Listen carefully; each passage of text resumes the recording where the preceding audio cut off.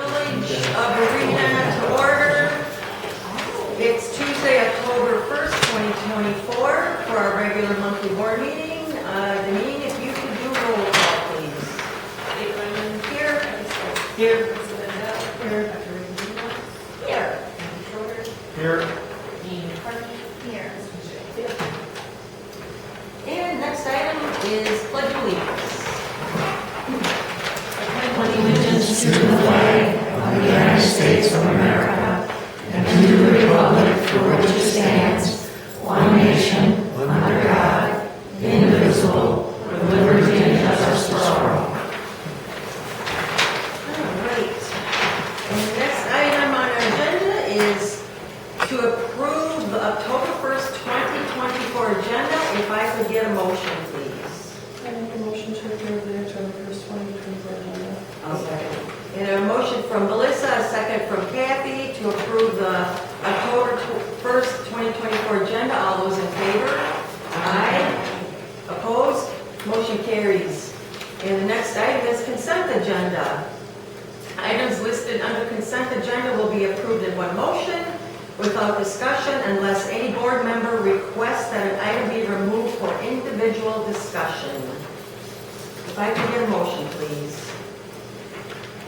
I make a motion to approve the consent agenda for this meeting. If I could get a second, please. I'll second. So I have a motion from Kristen, a second from Matthew to approve the consent agenda, which includes approval of minutes from September 3rd, 2024 regular board meeting and September 5th, 2024 special board meeting, and approval of monthly invoices and bi-weekly payroll. All those in favor? Aye. Opposed? Motion carries. The next item is public comment. Prior to public comment, I'm going to say members of the village board, speakers, and audience members must observe proper decorum.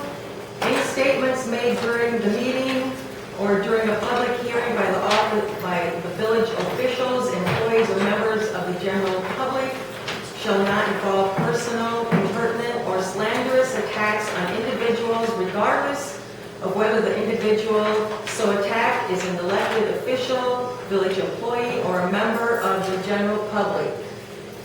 And Steve Wilkinson, please step up. I'd just like Public to, comment. I would just like to urge the village board and the town board to work together in a cooperative manner to come to a reasonable agreement on the fire and EMS agreements. It would be, or I should say, it's my hope that we can keep an ambulance in our community for as long as possible. So I just ask that they work together and come to a reasonable agreement. Paul Christina. Well, we've got a couple things. First off, I noticed Will's Run is on the agenda.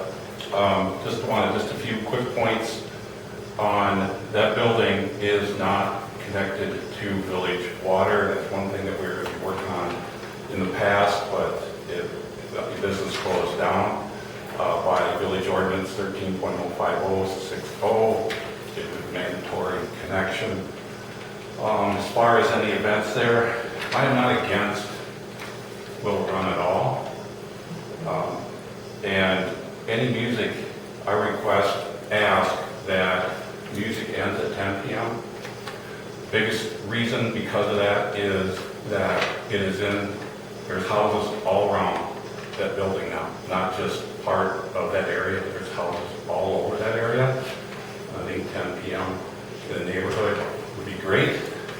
And just to kind of reiterate that, there was years ago, one of the former owners got a ticket, took it to court, and lost because the judge decreed that the people that live in that area have a right to a quiet neighborhood. But as far as the business itself, hosting events, things like that, I'm in favor of it. The noise is always the factor. Just had another question. Ordinances, a lot of ordinances tonight. Were they all looked at by the village attorney? Okay.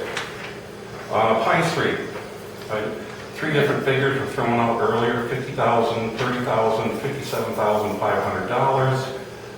I would think that money could be better invested on the south side of Highway 14. There's landowners now developing their property, and your return on investment on investing that money on the south side of Highway 14, you'd probably have a building up within a year and be collecting tax money off of it if the village would go over there. Lastly, Act 12 seconds. meeting, pardon? 7, you're running out of time. You're running out of time, 2 minutes. Well, you interrupted me, so, okay, so let me, the last is real quick, Act 12, or Act meeting, good meeting, and we're planning, Time's up. we're planning the potluck for November 2nd. Thank you. All right. So speakers, Tara Hill is on our agenda. She is not able to come tonight. That will be postponed until next month. And next speaker is Zach Adams from MSA. Alrighty, so before I start, I just didn't know, if you want me to touch on some of the items we talked about last board meeting first, or would you like me to just go into the project update and cover that afterwards? Whatever works best. I mean, what do board members prefer? I guess. So just to refresh, we talked about looking at the specs for the light fixtures that were installed versus what they were supposed to be, as well as touching on the lift station. I would start by that. Okay, go ahead. So I guess I'll touch on the lift station stuff first. The impellers, so the pumps at Pine Street lift station were increased in size. What we did is increase the propellers, thing that pushes the water, to reduce the flow to what Town and Country asked us to reduce it to, so that lift station, the current lift station, can handle it. Ben did reach out to Andy, my boss, about it after the last meeting, kind of apologizing, said there may have been some misunderstanding when the Dayton Iowa Commission meetings, that at no point did this lift station affect, negatively impact the lift station, Sharon Super Station there. So we did do what Town and Country asked and did increase the impeller size to meet their flow capacity. Ben reached out to me too. Okay. Yep, yep. So, all good there, and then the light specs. So as I mentioned last week, or last month I should say, is that the electrical subcontractor did install fixtures that were not spec'd. This was caught in the punch list, and this is what now got brought up, is whether the village will accept a deduct for the fixtures, or ask that the electrical subcontractor replace them on his time. So what I did is I kind of gave you guys a comparison between the MSA spec items and Tim, the electrician items. So it kind of starts out with showing the MSA items, and then it follows with Tim's items. So Tim's items are like more like a photocopy, so you can kind of see the quality of the image. And I kind of just highlighted the things to compare. So I guess starting out, the first thing I had on there was the exterior lights on the building. So the first one is what MSA spec. The main difference in what Tim's, or the subcontractor installed, was it's a higher lumen, so it's going to be a bit brighter. It's a cooler lighting spec, so it's going to appear more blue than yellow. We typically try to go for a more natural look. This is just a brighter look. As far as the kind of key differences for them is that our electrical engineer stated that it's probably going to have to replace the bulbs in these ones sooner than you would the ones we expect. It's the main differences are just kind of the aesthetics of it, and you can always get different bulbs and everything to change that kind of lighting, but that's kind of the big thing here for the exterior lights. They're rated correctly as they should be for outdoor. They have photo cells in them, so they can have automatic turn off in case Rich ends up leaving the light on overnight. They will shut off when it comes to daytime type of thing. And then, so there's the first one is MSAs, and the following two are showing what Tim submitted on for the exterior wall light, as well as the battery backup. That's for it. Then after that, we have these ceiling lights that are inside the building. Kind of the same thing here is that it's a brighter light that is cooler. The one that we spec actually has a driver in the fixture itself. That's to protect it from using overloading kind of tearing if there is an electrical surge type of thing, wearing down the bulb. But in this case, case, the product he had, the fixture doesn't have the driver, the bolts do. So the bolts have their own protection system. So same thing here, more of an aesthetic issue. Like the engineer said, you're just going to have to replace the bolts probably a little bit more often. They're both LEDs or both sustainable. It's just, that's kind of the big draw for it. What we expect is we know it will typically last a little longer. It's just, like I said, replacing bolts. And the electrical subcontractor did state that the reason he doesn't like drivers in the fixtures themselves is if you're going to have an issue with them, you have to get someone out there to fix them. It's not as easy as just replacing the bolt. So that was kind of his take on it, and he said he will provide extra bolts for Rich to have. And then the final, I think that's it actually. So that's the two main lights is the exterior lights and then the ceiling lights inside. The electrical contractor did want to add is that his deduct also includes the extra work he did for Rich at Well House 1, where he replaced the fixtures in there, so the fixtures now match Well House 2. So now instead of having to carry two different bulbs, you only have to carry the same one for each. So with that, I guess I don't know what the board is feeling on the deduct rather than having to replace it. Questions, comments? Examples? Can you recommend taking the deduct? Yeah, MSA stance is recommending taking the deduct. Any difference in the warranties? No, warranties are the exact same.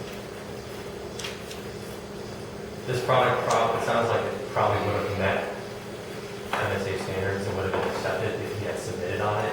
It's the fact that he didn't submit these is where it got caught in questions.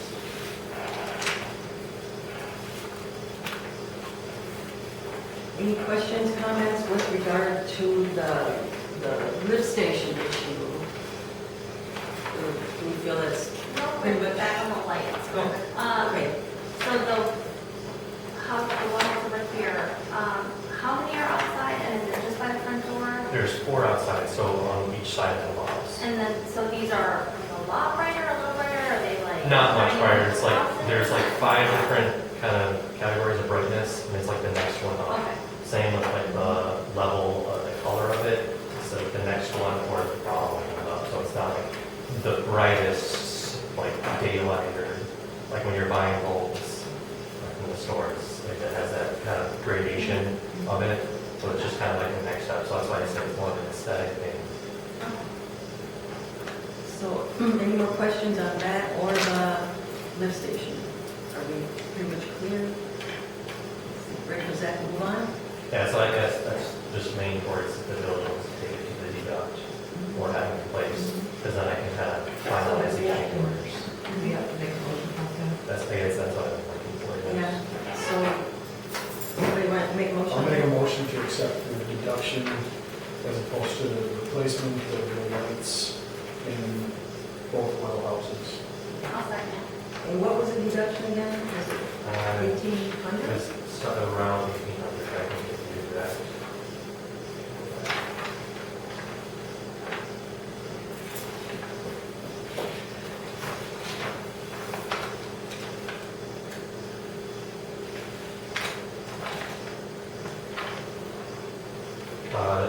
$1,840. Okay.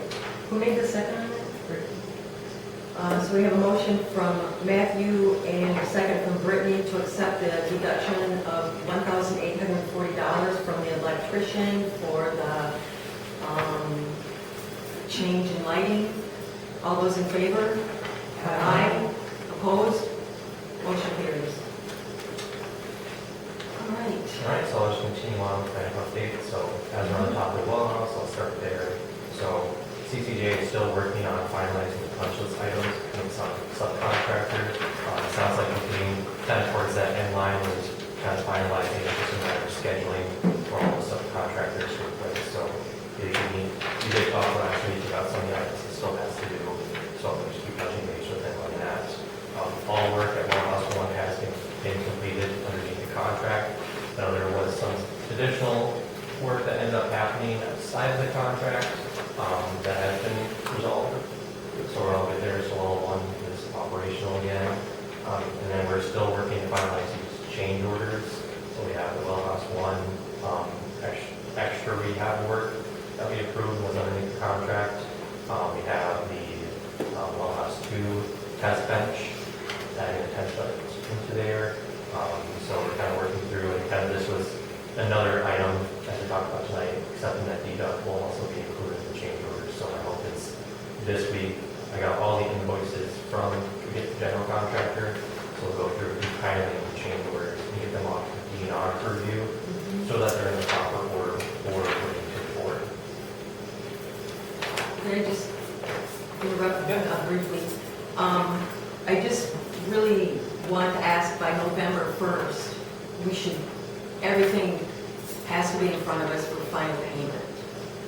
And that sounds like it's doable. Yeah, that's what our intent is the process usually is we present the change orders and have that approved before we do the pay applications, because then we can include the change order numbers on the pay application.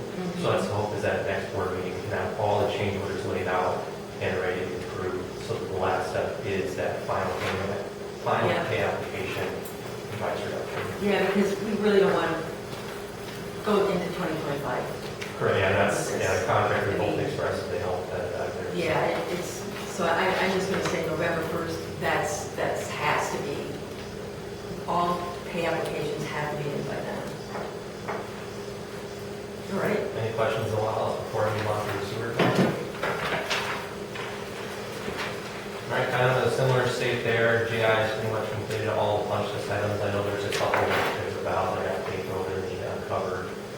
So nothing too major, but we did finalize change order number 2. So that was the manhole 41 work at South Street in Washington. So we were finally able to get all the information needed. The previous board meetings, the board did approve the work.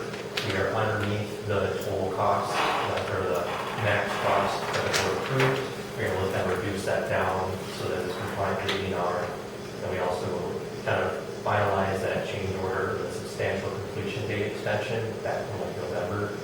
So that has been completed through. So then kind of the same thing is we're kind of holding off on the Vision Sewer side of things. So there's that lateral the board wanted to get grouted. That was leaking water. That we did get approved to be underneath this contract. And obviously that's kind of the last big item. Speaking with Vision Sewer, they're hoping they can get in late October. So I'm going to be calling them every week, just kind of counting them on that. And it does sound like there may be some additional work that additional work we may have to do in the village. So some other additional issues I'm sure will come up, but we look into that. And then for the next month, we hope to be able to finalize the contract with JI. So as long as they get their portion of the contract work complete, we can kind of close out with JI and not have to worry about that side of things. It's more so just closing out the loan and everything for that.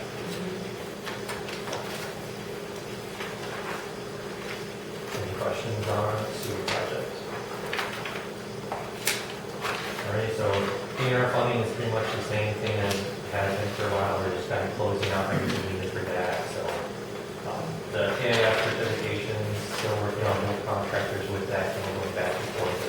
They're unfamiliar with the process, just making sure it's done correctly and that they're the ones doing the work. Their contractors do it, and not myself, to save you guys money. Like I said, I'm helping out here and there as needed, but basically referring them to all the I gave examples, so basically have it all laid out how they need to do it there. And then just our funding can work to close out for that stuff. The 8-unit apartment, I just want to touch on a little bit. We already kind of closed out, and I think we finalized our invoices for that, but there just was some additional things I want to touch on that happened. So Rich had me kind of review their sanitary connection, so he thought it didn't seem right. So going on site, the way they were doing their sanitary connection was not to the original proposed plan, which the way they did it was kind of okay. I mean, it was in DNR compliance. It's just there's additional things like where they connected their sanitary lateral into the manhole was really higher than it should be. So it solves and then me dropping kind of on the bench and kind of creating a mess and maintenance issue. So talking with my boss, we gave the contractor a recommendation on what they should do to fix the problem. And that's still an agreeable solution. It's not a problem there. And we were working with the building inspector, kind of told him what MSA would like to see. And he he stated that he will hold off a final occupancy permit until they do this thing. So it's nothing that has to happen directly now. I gave them the product they should be installing, so as long as they meet that, there's no problem there. So I'm working with the building inspector on that, and I don't anticipate any further expenditures for that side of things. Water tower rehab, like I said, MSA is still able to help out with whatever's needed for that. Just feel free to reach out to me regarding that. And then the last thing is I kind of added Village Edge Road back on there. So we did get confirmation that they have ordered the material, and that material has been being stocked out on site. With some gravel kind of showing up along the south side of the tracks. And it's late October, I believe, is when they're expecting to come out to do the work. So Do we have a scheduled date? not a set date, they're saying late October. So like they said, they have material getting dropped off as they're kind of driving between jobs. You can kind of see that gravel pile growing slowly. But that is their anticipated they want to get done in October. They kind of have a deadline for paving. Mm-hmm. If it gets too cold, usually it's 40 degrees, and it has to be 40 degrees and climbing to pave. So they're kind of approaching that, so that's why you want to get it done late October. It's kind of the last portion we can get done this year. And so the cost and everything I've been approved for it, so it's just getting me up to do work. I'll be seeing Ken Luck this Friday.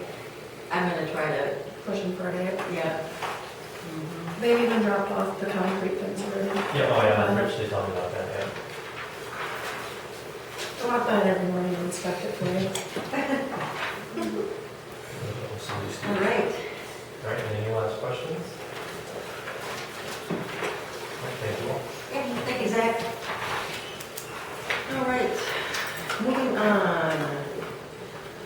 So, President's report, nothing there. And so we're moving on to monthly maintenance report.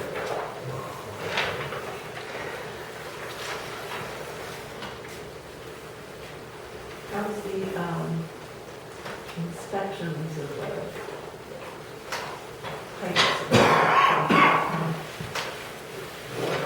all the cross connection stuff and Everything was going really good until we lost power. It's going good. We're down to, I think it's less than 20 houses I gotta get into yet. They are slowly calling, like tonight I did 4 before the meeting. There were 4 of the ones that were pushing off, but there's just a few left. And then other ones I've been going through the paperwork, putting them in that are filled out wrong, that I'm still gotta go back to their house and do. So I'm wanting to get that wrapped up by this weekend. Cool. When is this deadline? The 16th. I got one, I got 2 inspections for next Monday. One Monday, one Tuesday. I told them that it was the 1st was my deadline, but as you can see that.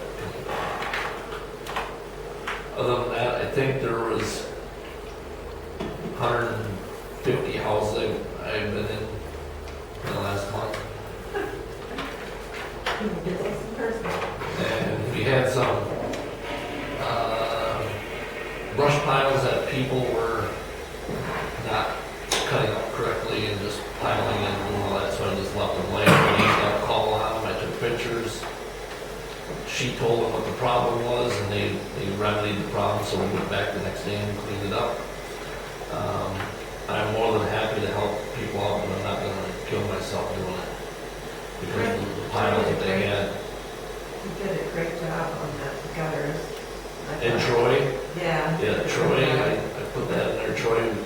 Troy's walked down and got all the dirt and leaves and got all the gutters just in time for 4 inches of rain. Good timing. So did you manage to get all the brush picked up then from that storm? 'Cause it was everywhere. I got one pile on the back street that he hasn't been, but I got 99% of it, yes. We got 7 loads of chip brush from last week. It was a long week.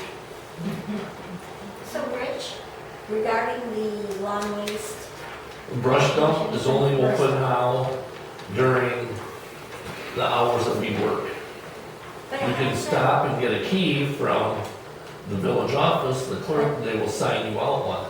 So can you get that then on a Friday to be able to take your On the stuff that weekend, you've done on the weekend? Is that the way? But Yep. then there's only how many keys I though? think there's 4. And if I'm around the house, all you gotta do is stop by, I live in town, I'll stop by and I'll go down and open it. Okay, I just wanna. It's just that we've been getting a lot of, I believe it's out of town because the tree that we got down there, there's no tree in town. And it's just a big tree that was hauled in, I'm guessing, in a dump truck. And there was 4 or 5 loads of it down there, and it's our burn pile now. It's 3 times the size that it should be.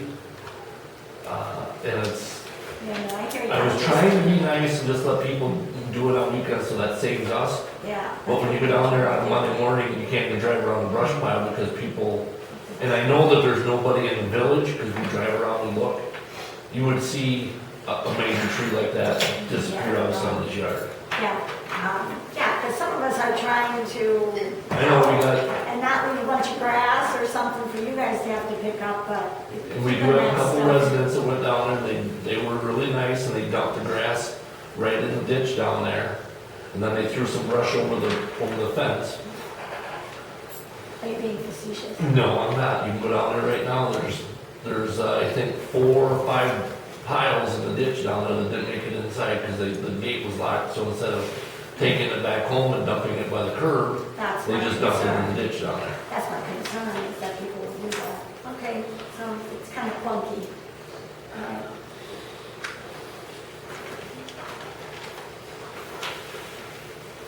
Any other comments, questions for monthly maintenance report? We are going to be putting a cement pad back out. I went and got the stuff today for the arena welcome sign. I know that was down for a couple of days, but the sign wasn't my importance. It was the brush, so. Okay, are we ready? All right, the next item is clerk's report. Our next board meeting is November 5th, and we need to change that because we have elections that day.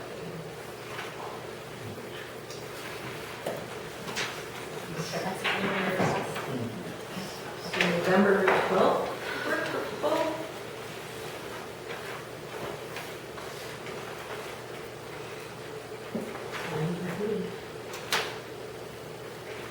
What date did you say? You already telling that week?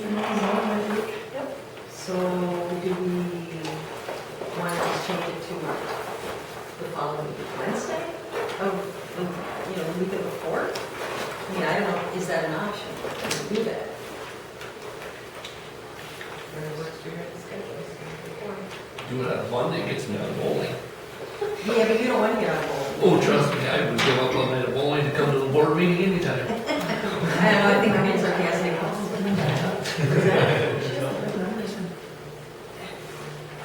So what about Wednesday, November 6th? That should work for me. I can't do the 6th. Can't do it. So about 7th? I can't do the 7th. How about the 4th? That's Monday. If we're gonna, okay. Well, then I guess, Melissa, can you call in? Alright. Yeah, with the 11th work? Village school,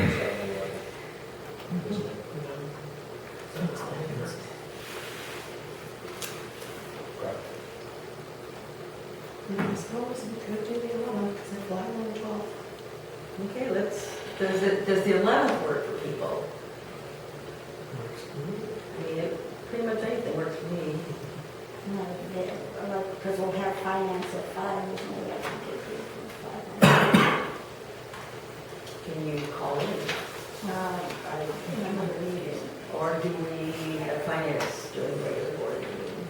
I don't know. So quorum. If you have quorum for finance, I mean, well, we have a quorum for finance. So do we want to do the 11th then? For finance, for our regular, It's somewhere. I mean, for our regular, like, 5 PM. Um,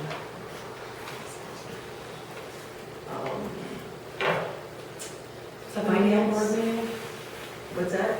and then we're going to 7 PM board meeting, 6 o'clock public works. Yeah, that's, because I'm just in my, yeah, that works. Mine is still. So can somebody make a motion? I'll make a motion that we have the board meeting on November 11th from 5 to 7. Well, 5. The different committees. Yeah, so, do I have a second? So a motion from Kathy, a second from Melissa to move all village business, including finance, public works and board meeting to November 11th. So finance would be at 5 PM, public works at 6 PM, and board at 7 PM. All those in favor? Aye. Opposed? Motion carries. All right, any, And the other thing is, I have a public health vending machine, Iowa County nurse asked if they could put a free vending machine out front into our storage area. They are supplying it, they maintenance it, they take care of it, they do everything with it. We just give it. So you mean under- Would be, just leave it up here. It's actually really cool. This has to have a plug-in, so there's a plug out here. So, Why do they want? it's public health. Public health provides free services like for the area. It's really going to have Narcan in it? It's all done by donations. Pregnancy tests, condoms, first aid kits, adult child dental hygiene kits. They just require a camera, which we have a camera, we just have to have access, so we just have to get Rich or somebody in there to use the line, or just to get access to it from the police office. That's fair enough. All right. Any other comments, questions? So do we need a motion to allow this public health vending machine? Guess the ones I told her was okay. Not unusual. If you don't want it, let me know right away, so I can find a place. I don't see it as a bad thing, I think it's a good thing. Yeah. I mean, it's not really it's not costing the village per se any money. What am I thinking to do with it? Is there an estimated electrical cost? For a light bulb. Well, it's being plugged into. Like I said, how much does it cost for a light bulb? Or a a penny a day? I don't. Is it just open, you just open it up and take what you want, or do you have to push I buttons? think you just push it.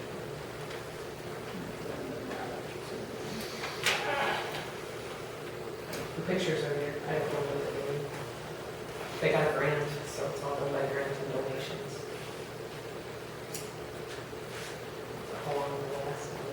I have no idea.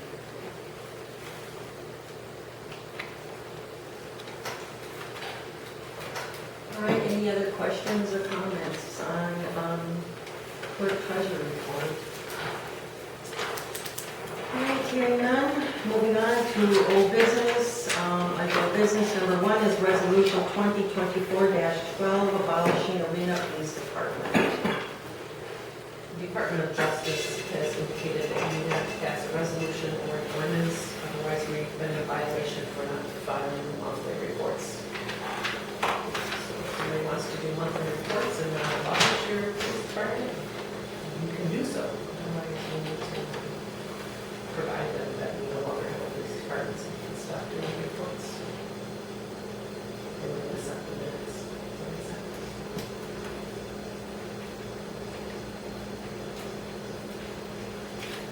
Questions, comments? So,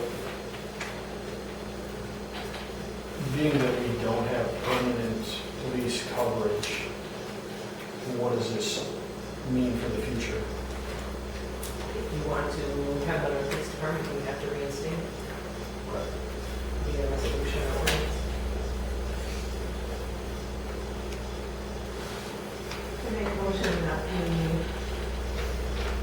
resolve to abolish the village permanent police department effective May 14th, 2024.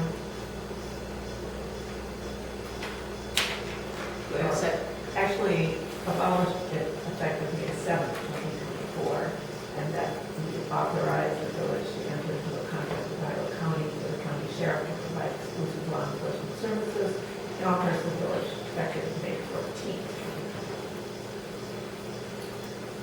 Do I have a second? So is your motion to approve resolution 2022-2024-12? Yes. In essence. Second. All right, so I have a motion from Kristen, a second from Melissa, and this is a roll call vote. Melissa? Aye. Dr. Rivera? No. Aye. Brittany? Aye. Chris? Aye. Kathy? Aye. Aye. And the next item on our agenda under old business is sale of police assets, awarding grant purchases of police assets. The fire department did that with the thermal imaging. Molecular thermal and molecular imaging. And they offered $4,000.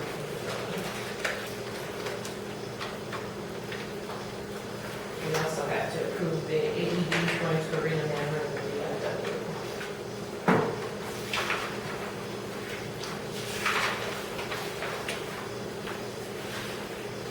I've not heard back from Iowa County Sheriff if he wants the laptops, but they need to be wiped.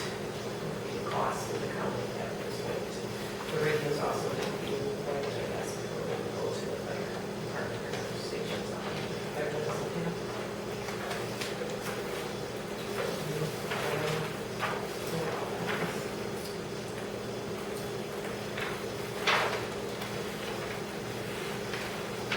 So we have the fire department's offer to purchase the drone.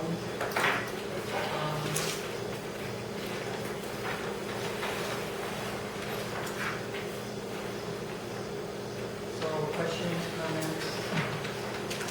We have to do these individually or just however you prefer, however you want to do it.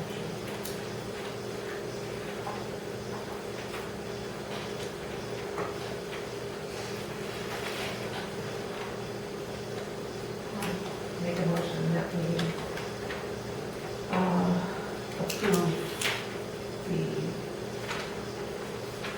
sale of these assets and awarding the purchase of grant purchases of police assets to AEDs going to the manor and the VFW and accepting the $4,000 bid for the drone from the police department, or from the fire department. Can we speak up a little? We can't hear back here. When you face us and talk, we can't hear Oh, you. I'm sorry, I just made a motion that we approve the sale of the police assets, including the $4,000 that the fire department wants to spend for the drone, and award the grant purchases of police assets, with the AEDs going to the manor and the VFW. Thank you. And the thermal monocular going also to the fire. So I guess with regard to the $4,000, if that's what the board is, whatever the amount the board is, wishing to sell it at, if it's 4,000, whatever, I think that the fire department should pay for it in full, and then we would reimburse 30%. Does that sound reasonable? 30% of the, or do you not agree with that? Melissa, you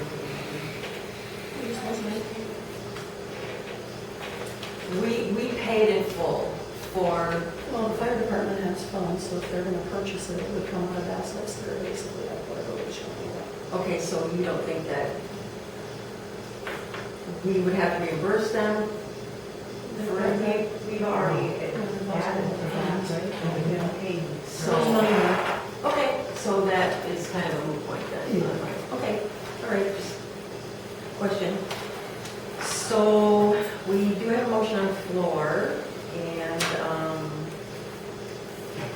Kristen.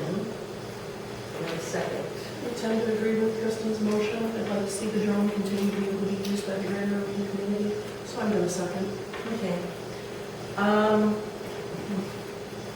All those, so the motion made is that we are going to accept the sale of these piece assets with the ADs going one to the manor and one to the VFW. The binocular is a grant item that goes to the fire department, and the purchase of the drone by the fire department of $4,000. Is that correct? All those in favor? Aye. Opposed? Motion carries. All right, next item under new business is, we have several ordinances. I don't know if we want to do these individually. Okay. So this is basically just removing any committee or department. Change to officer or just police, so if you decide to reinstate your police department, you can do that without changing all ordinances again.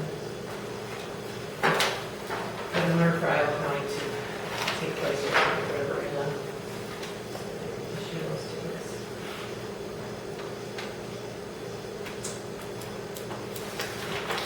So the first one is ordinance number 2024-001. That was requested to be distributed along with the other thing, so. I make a motion to accept ordinance 2024. That discussion beforehand. An ordinance to repeal section 2.10.04083 of the village code of ordinances. Discussion. So last month, there was a discussion about wasting people's time. And the implementation of the Public Safety Committee was discussed for several months. And now here we are, looking at abolishing this. We not only wasted people's time, but we wasted taxpayers' money by implementing this committee, if we decide to abolish it. So I don't understand why it is we would abolish it at this point, unless the board is willing to admit that we have wasted not only time, but taxpayer money. Because this ordinance, or the ordinance that was passed to create this new committee, was sent to the village lawyer. So we paid the village lawyer, spent taxpayer money, came back, and now, I'm guessing at the behest of at least one board member or multiple board members, we're saying we don't need this committee anymore. I just want to comment. So I totally agree with you, Matthew. It is a waste of taxpayer money and time to eliminate this public safety committee. There was also discussion that the committee has never met. So I guess my question is leaving the public safety committee in place, but yet not asking the committee to meet at a month, every single month? I mean, is that okay? Or meeting only as needed? And I appreciate that. I think that if we look at what the Public Safety Committee has been asked to do based on the ordinance that's in place, they could have met prior to this meeting to discuss several of the additional ordinances that are here, because they are tasked with advising the village board on updating village ordinances. And if we are going to be amending ordinances, taking and changing police department to police, they could have met to discuss that. They could have met to discuss the language in any of the ordinances that address public safety in general. Or they could have met to discuss the ongoing discussions between District 1 or fire and EMS here in the village. It's up to those committee members or the chair of that committee to determine whether or not they should have a meeting. And if that committee or the chair of that committee does not feel that there's a need for that, I can't tell them otherwise. I'm not on that committee. Further discussion on this item? So we have one motion on the floor. And I mean, I guess I too have felt a lot about the fact that taxpayer money was spent to get this committee implemented. And I don't know. I guess I would like to get more discussion from board members on their feelings on this particular item. Can we get to that when we get to that? Is that two ordinances then? No, it's on ordinance number one, under, yeah. Well, I agree with what Matthew's saying. I mean, I've been asking for a public safety committee meeting since I was put on it. And I do agree that we should have them meeting to discuss all the things that are going on.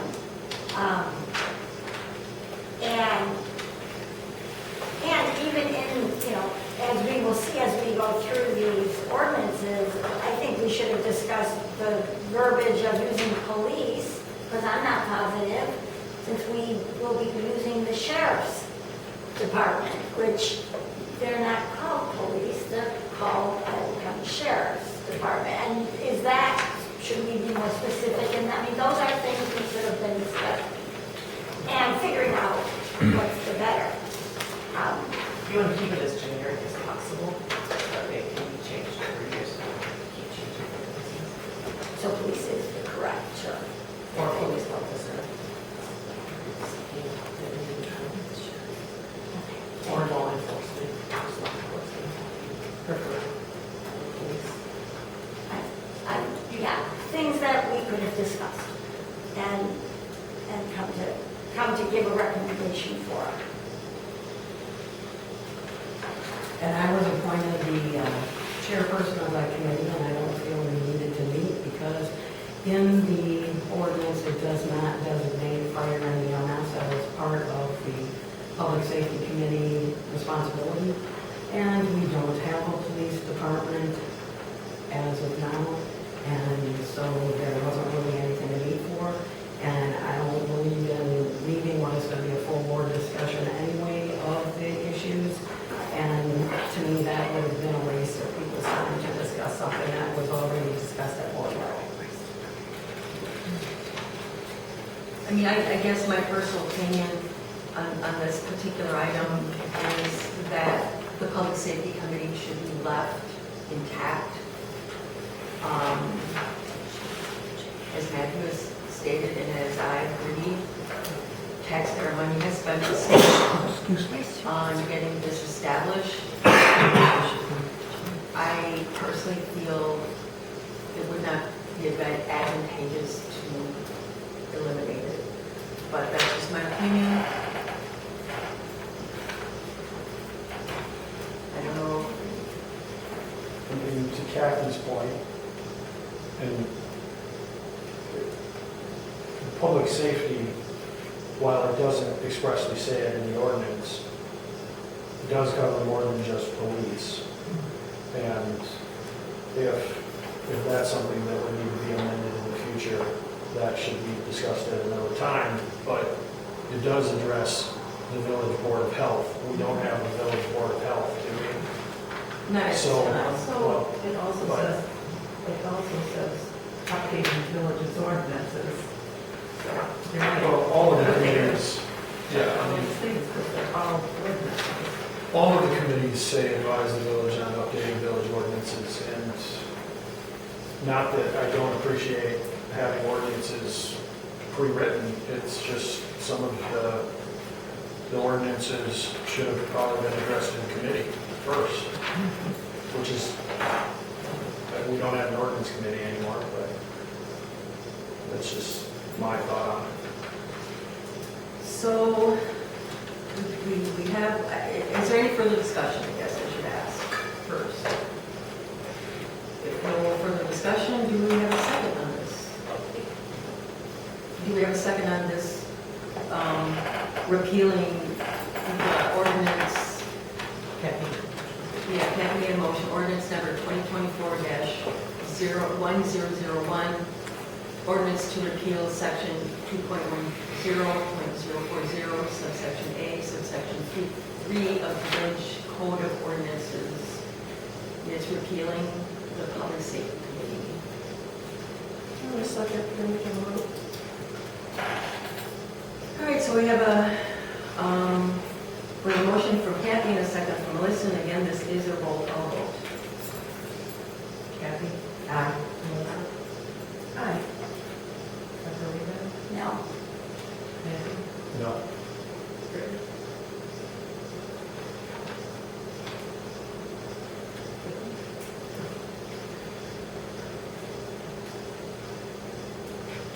You choosing not to vote?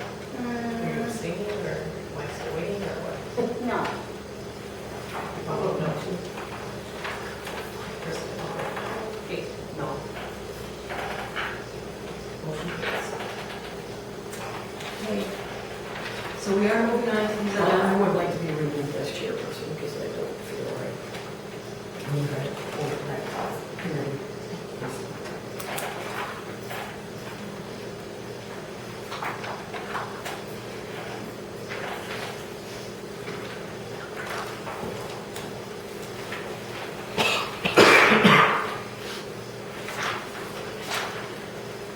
all right, so moving on to item number 2, ordinance number 2024-1001, repeals chapter 2.15 of the municipal code of the village of Marina, Iowa County, Wisconsin, relating to police department.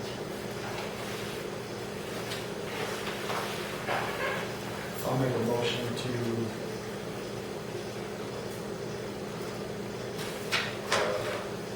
approve ordinance number 2024-1002, an ordinance to repeal chapter 2015, police department of the village code of ordinances. So the motion from Matthew, second from Kristen, to repeal ordinance number 2024-1002, repeal chapter 2.15 of the municipal code of the village of Marina, Iowa County, Wisconsin, relating to police department. Again, it is a roll call vote. Matthew? Aye. Brittany? Kristen? Aye. Kathy? Melissa? Aye. David? No. Aye.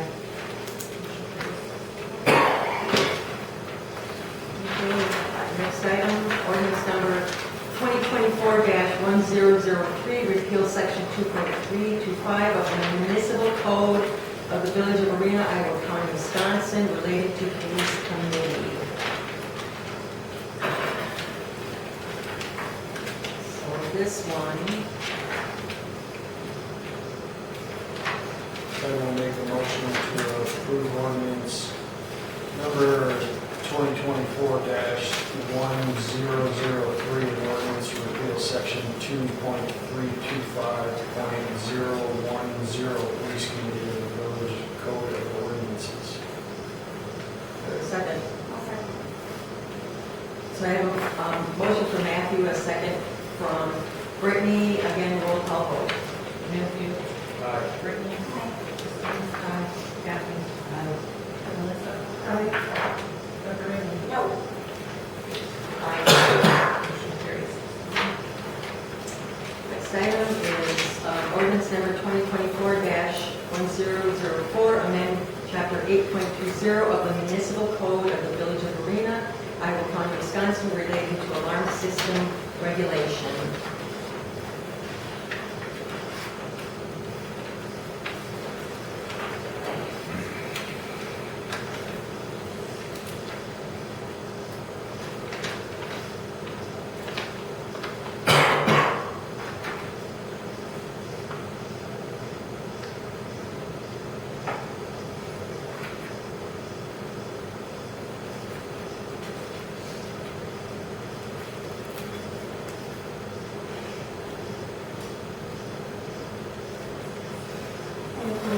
approve the changes to ordinance number 2024-1004, amending chapter 8 positions, code of personnel. Do I have a second? I have a motion from Melissa and a second from Kristen to repeal ordinance number 2024-1004, amend chapter 8.20 of the municipal code of the Village of Arena, Iowa County, Wisconsin, relating to alarm system regulation. Again, roll call vote. Melissa? Aye. Dr. Reagan? Aye. Matthew? Aye. Brittany? Kristen? Aye. Kathy? Kate? Aye. Motion carries 7-0. Item number 5, ordinance number 2024-1005, amend chapter 12.05 of the municipal code of the Village of Arena, Iowa County, Wisconsin, relating to streets and sidewalks.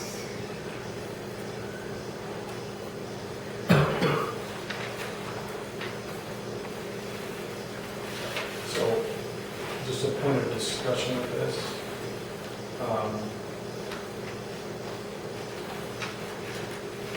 So, we have it written in 12.05060, street privilege permit. In the second line down, it says, the village may be granted to applicants by the clerk upon the recommendation, it previously said upon the recommendation of the police committee chairman and the building inspector. Do we not still want to the applicants by the clerk upon the recommendation of the building inspector? Or, I was, or and is still, it- I would put both of us approving the application. okay, so not If the building it's inspector up to you. making the recommendation? I didn't know if it was Just to get one of the same recommendation versus just something else. I don't know. Do they have to sign the paper now? Because We've never had one since I've been here, so. I don't know. It could, I guess I'm wondering, Even if you like. I'm just asking, Because he would have to have a building permit to move the structure, so he would automatically sign off on it by giving the building permit. Does that make sense? okay, yeah, that's fine. I just am asking the question. So any other discussion on this item? Or are you prepared to make a motion? I make a motion to approve ordinance number 2024-105, amending chapter 12.05, related to streets and sidewalks. Do I have a second? I second. So I have a motion from Melissa and a second from Matthew to repeal ordinance number 2024-1005, amend chapter 12.05 of the municipal code of the Village of Arena, Iowa County, Wisconsin, relating to sidewalks and streets. All, and again, this is a roll call vote. Some repeal. I know. Oh, did I say repeal? Yeah, you said- Okay, let me read it. So ordinance number 2024-1005, amend, thank you for catching that, Matthew, chapter 12.05 of the municipal code of the Village of Arena, Iowa County, Wisconsin, relating to streets and sidewalks. Melissa? Aye. Dr. Reagan? Aye. Matthew? Aye. Brittany? Aye. Kristen? Aye. Kathy? Aye. Kate? Aye. Okay, item number 6, ordinance number 2024-1006, amend section 3.15.020 of the municipal code of the Village of Arena, Iowa County, Wisconsin, relating to lost and abandoned property.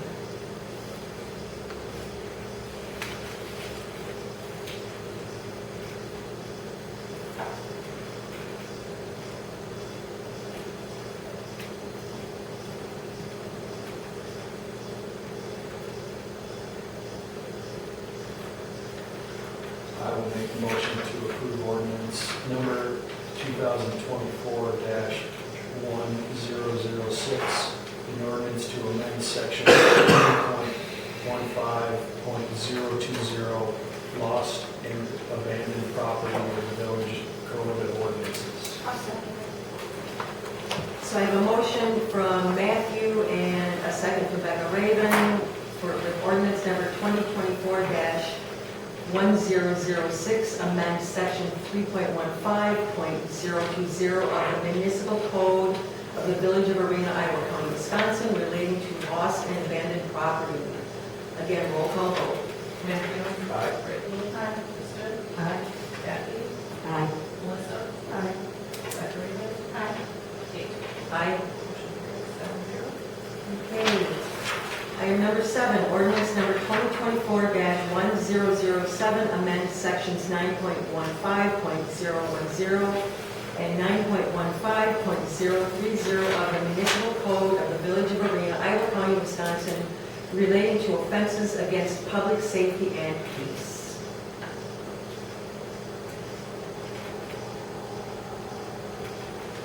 Make a motion to approve ordinance number 2024-1007, amending section 9.15.010, 9.15.030. Do I have a second? I'll second. I have a motion from Melissa, a second from Matthew, regarding ordinance number 2024-1007, amend section 9.15.010 and 9.15.030 of the municipal code of the village of Arena, Iowa County, Wisconsin, relating to offenses against public safety and peace. Roll call vote. Melissa? Aye. Becca Raven? Aye. Matthew? Aye. Brittany? Aye. Kristen? Kathy? Kate? Aye. Motion carries 7-0. Number 8, ordinance number 2024-1008, amend chapter 8.30 of the municipal code of the village of Arena, Iowa County, Wisconsin, relating to abandoned and junk vehicles.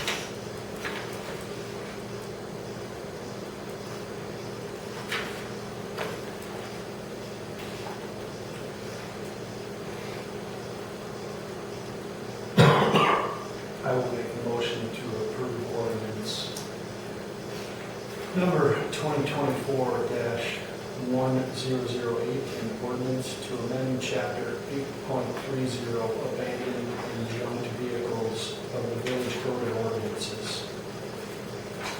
Second? Second.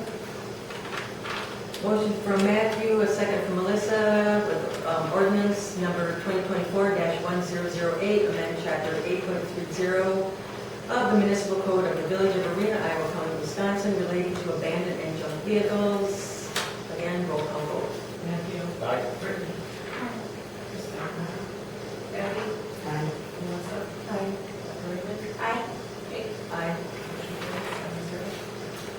Item number 9, ordinance number 2024-1009, amend chapter 10.05 of the municipal code of the village of Arena, Iowa County, Wisconsin, relating to general provisions. I have a question. Under 10.05.080C, where it says the copy of the official traffic map shall be maintained and displayed in the office of the court. Where's that? Black code. Unless you guys re-implement your municipal court. Which we don't have. Is that appropriate, just court? Are you asking, should it say Iowa County? Yeah, Court? should it be more specific? I just wondered, because Or leaving it vague as you recommended with police? That's up to you. I mean, I left it vague. okay, there was like, I don't know, maybe you consolidate your date down, but I doubt it. Who knows what 20 years from now? Will be like. just was checking. Any other questions, or are we ready to make a motion? I make a motion to an ordinance number 2024-1009, an ordinance to amend chapter 10.05 general provisions of the village code of ordinances. Second? I'll second. So a motion from Becca Raven, a second from Matthew, regarding ordinance number 2024-1009, amend chapter 10.05 of the Municipal Code of the Village of Arena, Iowa County, Wisconsin, relating to general provisions. Again, roll call vote. Becker, Haven, Yes. Matthew, Aye. Brittany, Kristen, Kathy, Aye. Melissa, Aye.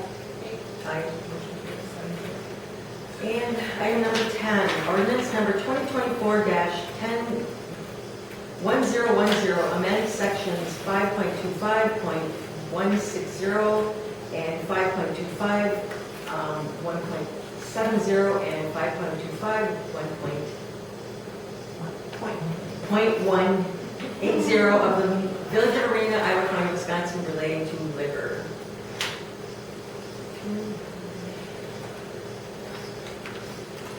Make a motion to approve ordinance number 2024-010, amend sections 525.160, 525.170, 525.180.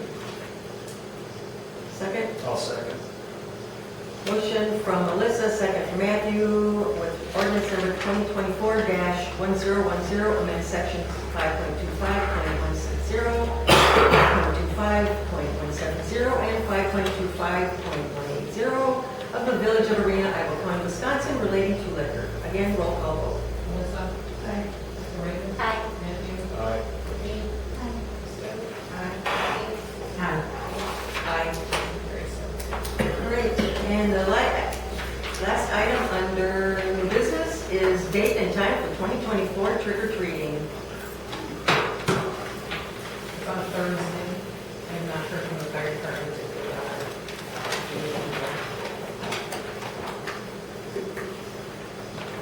Isn't it typically always 4 or 7? We should do that. Some people like it on weekends better. School the next day. Doesn't matter. And Brittany's good, she decides candy bar, so definitely on Thursday night. I make a motion to set our date and time for 2024 trick or treating for Halloween, 4 to 7. October October 31st. 31st. Okay, so do I have a second? I'll second. Go ahead. So a motion from Melissa and a second from Kathy to have trick or treating 2024 on October 31st from 4 to 7. All those in favor? Aye. Opposed? Motion carries. All right, and so moving on, discussion and possible action regarding reports from the following committees. Public Works, Sharon, Oak, and Pine Street water issue quotes for drain, tile, and culvert that was tabled until more information is provided. So lay on the table, don't we? We have to do that as well. I'll make a motion to that effect. Sure you can. Okay. So you want to do that, Kristen? Sure, I make a motion that we lay on the table the Sharon Oak and Pine Street water issue with quotes for drainage town over. I have done more research and have more information. Second? I'll second that. So I have a motion from Kristen, a second from Matthew to lay on the table the Sharon Oak and Pine Street water issues until we have more information. All those in favor? Aye. Opposed? Motion carries. All right. Finance, technology, licensing, you're up. So, I'm going to find the item. So we have a chimney arc appraisal when I get there.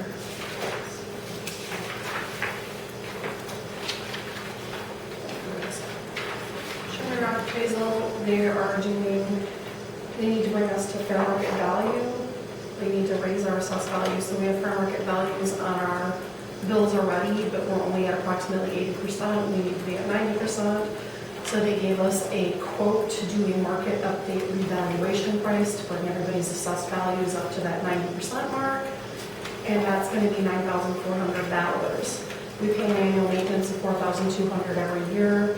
They are offering to allow us to pay that over 4 years, so for the next 4 years, we would pay $5,500 instead of the $4,200 regular price.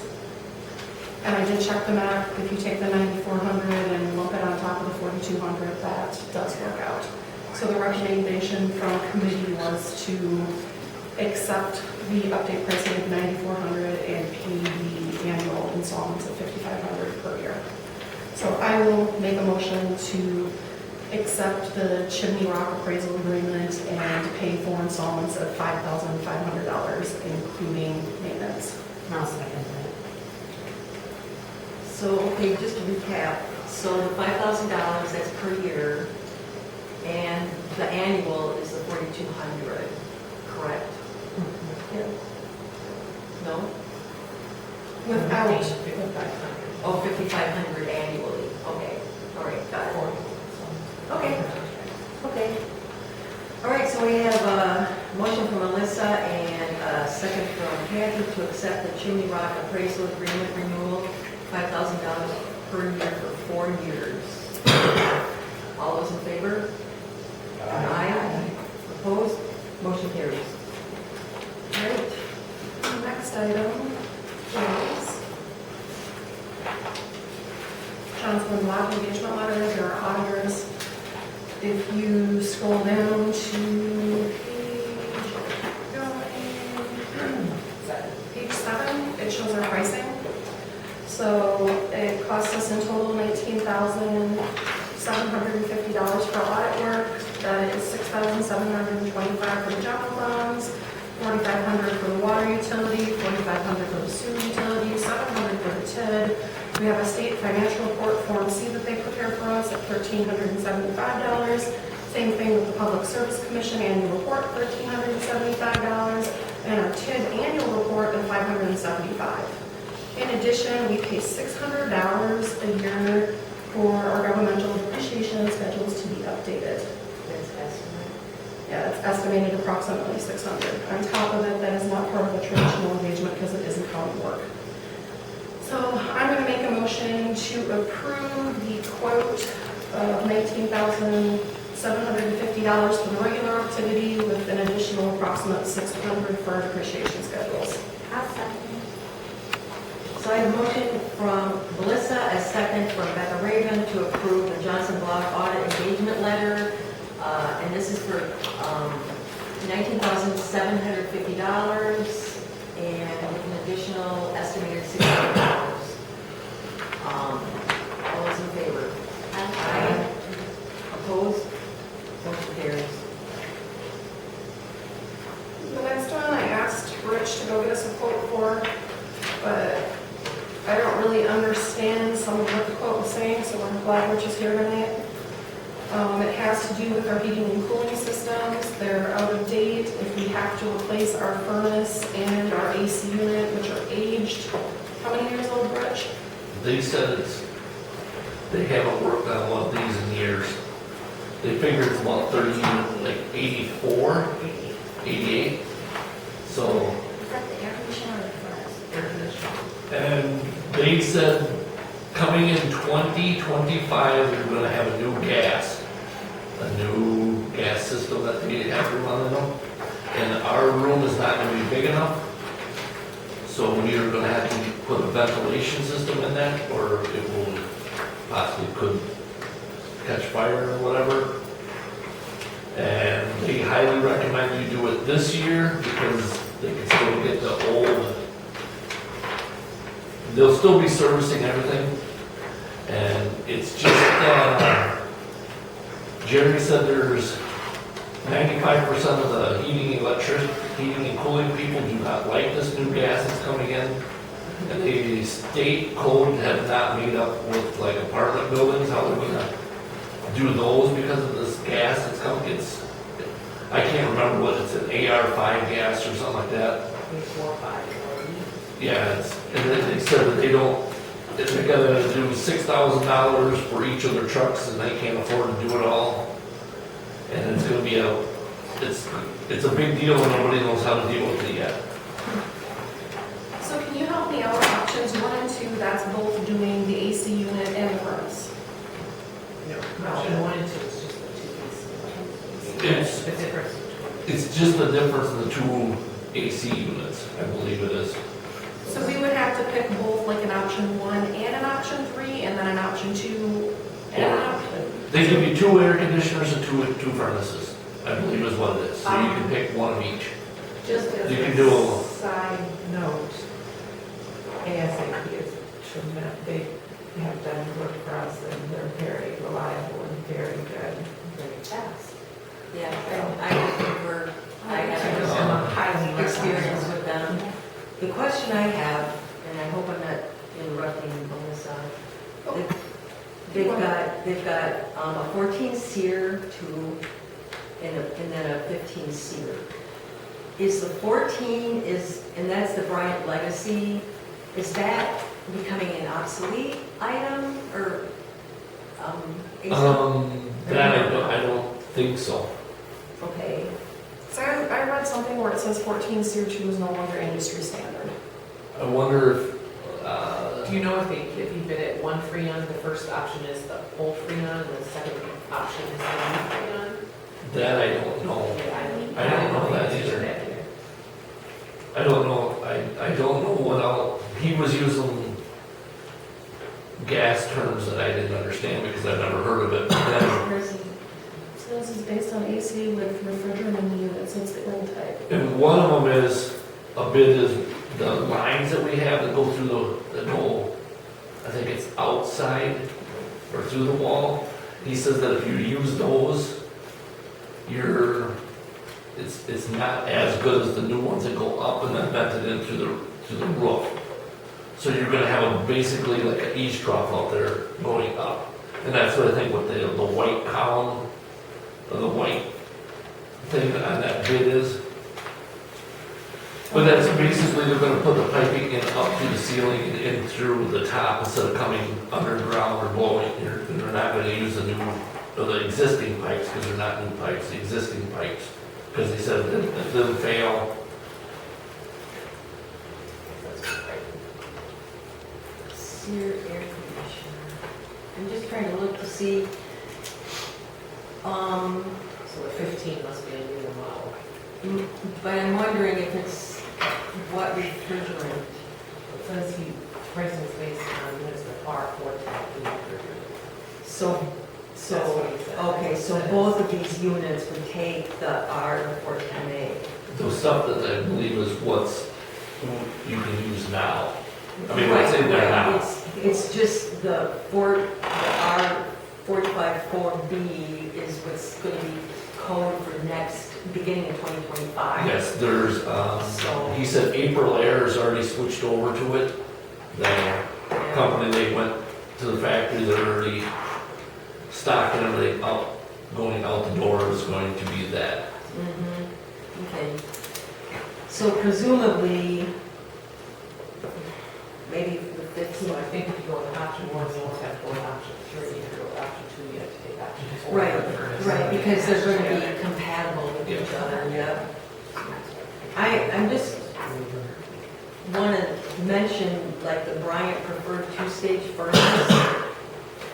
I know that we have a Lennox two-stage furnace, and it's supposed to be more efficient because, and I'm guessing the Legacy is not a two-stage, that the fan just kicks on and it's going full blast.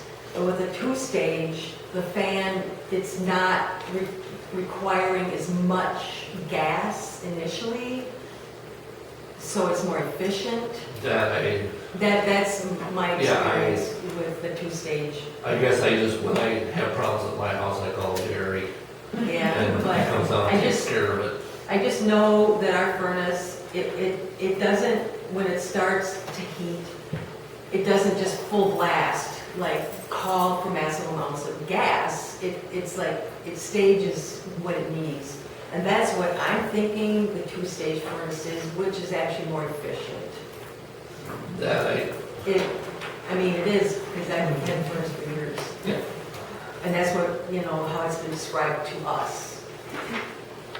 So that's just kind of an assumption on the two-stage. If we do have two-stage, I'm sorry, Kate, I'm gonna kind of go back. I'm worried about the ventilation that's gonna be required on that option 2, right? Because that's. No, No, it that's, looks like he bid both of them as the R410.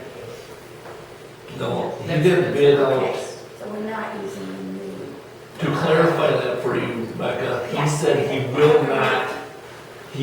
not bid out the new system yet because they do not know, but he said it will be a minimum of $4,000 more for that product coming out the next year. So if you were as a resident, bought a $3,500 air conditioner today, January with the new system, it's gonna be $7,000.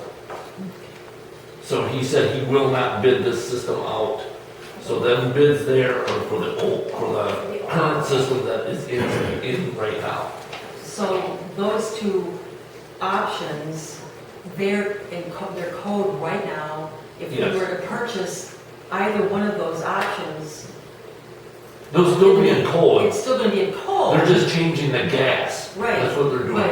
But then we don't, You won't have to do anything with your ventilation right, system. because then we don't get caught getting That's right. a unit next year and spending thousands more. That's right. And that's why he is highly recommending if you want to do something here. He said it won't affect most houses because in their basements, they got big open areas where the gas will dissipate. But in here, it's just that small little room, and that's where you go.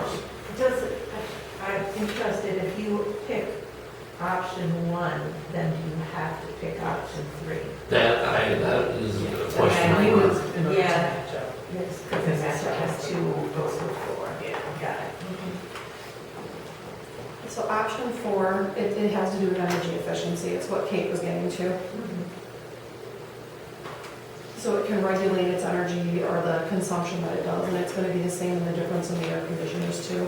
So we're going to pay more, but it's going to be more energy efficient to heat and cool our building. Cool. And over 15, 20 years, well, we have this one since the 80s, so if this next one lasts as long, You don't want his his advice on that, no. he says to go with the non-energy. No, he said 20 years, no, not a chance. They don't make anything the last 20 years anymore.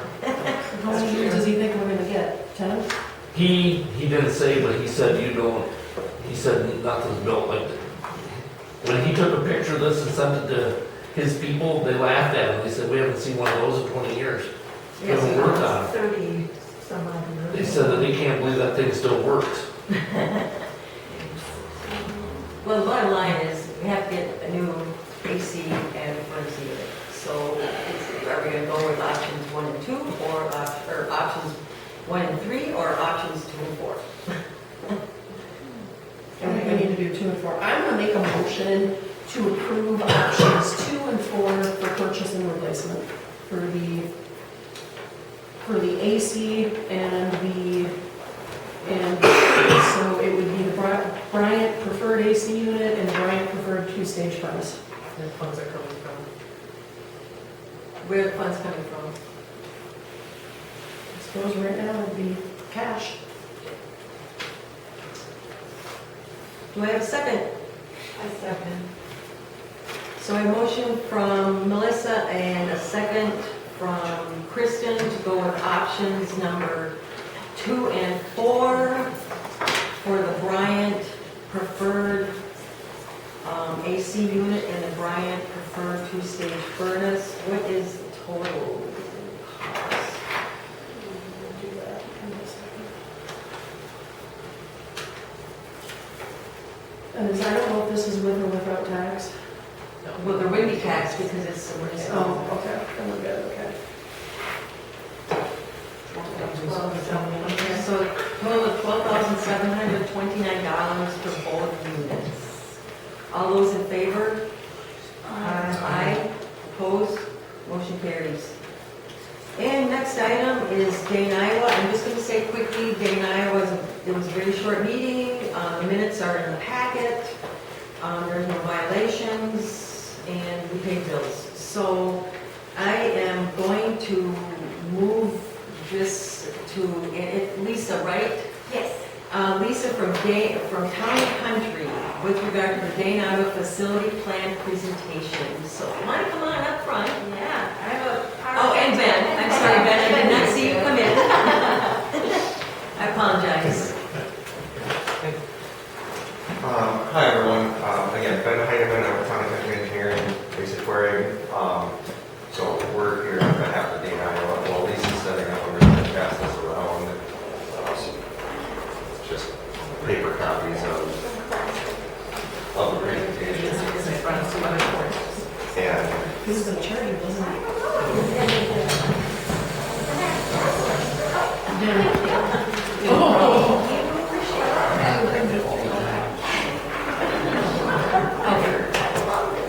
here's the straight. And we have a few extra. Yeah, thank you.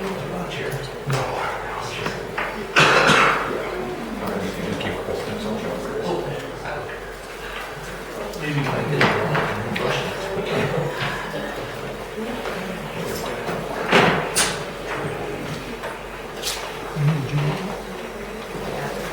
There's an extra, if not, don't worry. Extra idea. If I can just get pictures of it to put in with, in the message. If I could get, yeah, just put it in the message. Thanks.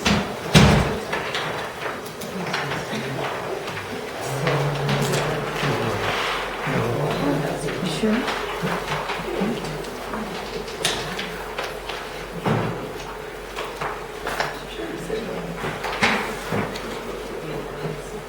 kind of update you on some discussions that have been happening in the planning process at Dana, Iowa treatment plants over the last roughly 2 years. I know you guys have had some discussions related to it, but big picture, this is meant to kind of be all-encompassing. We'll try and hit on a variety of things. We're not looking for action or anything from you guys tonight, but please feel free to stop us as we go along. If you've got questions, certainly do it at the end. Kind of want to make this a discussion, not just a presentation by us. So the goal tonight is to talk through, the next one, generic, talk through facilities plans for the Dana Iowa treatment plant. What a facilities plan is a document required by DNR for evaluations of wastewater facilities. This document was prepared almost 30 years ago now to create Dana, Iowa, and this is going to be another version of that. It's a 20-year plan, and it kind of walks through all of the things there. So what it does is it looks at how much wastewater are we treating at Dana, Iowa currently, what is the condition of the existing facilities, what growth needs to be accommodated within the communities, how does that compare to the design capacity of the treatment plant, and then whether it be associated with age-related deficiencies, because everything does get old, or capacity-related deficiencies, prepare some cost evaluations and cost impacts for the users of the wastewater facilities, and then kind of wraps up with a very long report and a public hearing. So we're wrapping up that planning effort now. So tonight, the goal is just to get you guys beginning to be more informed about what's been discussed at the Dana Iowa Commission and what's being planned for the future. We will be talking a little more about a public hearing that will be hosted by Dana Iowa in the coming months, and kind of what the anticipated schedule has been talked about with the commission is. Next one. Couple of generic terms that we're going to throw around, and if you're not following or there's other terms that we say, feel free to stop us and ask us to explain, because we tend to get kind of caught up in our own minds because we do this every day. Residential living units, that is going to be talked about a little bit relative to rates and how things get paid for within Iowa. That is essentially the same thing as equivalent users that you guys would use within your community for charging out on your own. It's a special definition that was agreed to between all of the Dana, Iowa communities, but in essence, it's a description of equivalent users. Lift station, that is the term we'll be using for the pumping stations that convey wastewater from each of the communities to Dana, Iowa. And then force main is the pipe that connects those pumping stations to the Dana, Iowa treatment plant. Dana, Iowa Wastewater Commission, we'll talk about in a little bit, but that's the intermunicipal entity So that is the governing body that runs the treatment plant that's made up of members from Arena, Manzanini, Black Earth. And then those last three, biochemical oxygen demand, you're going to hear Lisa mostly talking about BOD, total suspended solids, TSS, and total butyl nitrogen. Basically, those are the three fairly major constituents that we treat at the treatment plant. So BOD is organics in the wastewater. TSS is what it describes as solids, particulate matter within the wastewater. And then TKN is a combination of ammonia and organic nitrogen. In addition to that, we also treat phosphorus. That's a little more commonly understood term, so we can specifically put that on there for definition. But those would be the four big constituents that we treat for at the treatment plant. So, do want to spend some time talking about how Dana, Iowa specifically is organized and how it kind of came to be a thing back in the 90s. Because at least our experience in some of the other communities is, a lot of the boards have turned over. Probably not a whole lot of people were here when Dana, Iowa was originally created. So what Dana, Iowa is a statutorily authorized intermunicipal cooperating agreement. So it's authorized under Wisconsin Statute 66. It is a very specifically defined municipal entity in the statutes, and it is made up of the three communities we have listed there. So basically, if you think about it, Arena, Black Earth, and Mesa Maney own the Dana, Iowa treatment plant, and that is what creates the intermunicipal cooperation. When Dana, Iowa was created, an intermunicipal agreement that all three of the communities signed kind of dictated the terms and conditions of Dana, Iowa's creation. Was that created in 2000? I think that probably is when it was signed. It might have been, I feel like it was 98, somewhere around that time. Okay. I don't know exact numbers off the top of my head. I do want to take a stop. Jeff Moyer is also here. I forgot to introduce him. Yes, Literally okay. every meeting we've had. So Jeff is the superintendent for the Dana, Iowa treatment plant. He's here to answer all of your hard questions when you have them, but also just kind of act as a representative for Dana, Iowa in this regard. So intermunicipal agreement between those three communities. Wisconsin Heights School District is also served by the Dana, Iowa treatment plant. They, for lack of better legal description, are essentially a quasi-constituent user, similar to what you are, quasi-contract user.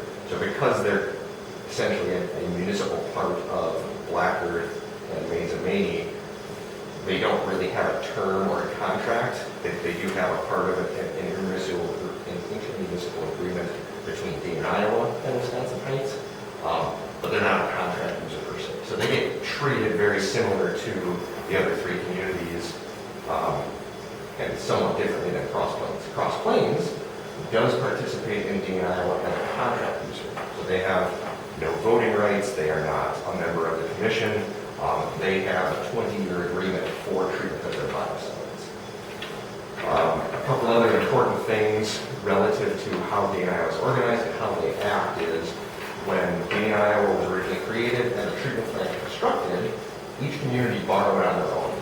Dana, Iowa, by agreement, does not have borrowing authority to the scale that it would take to do a treatment facility.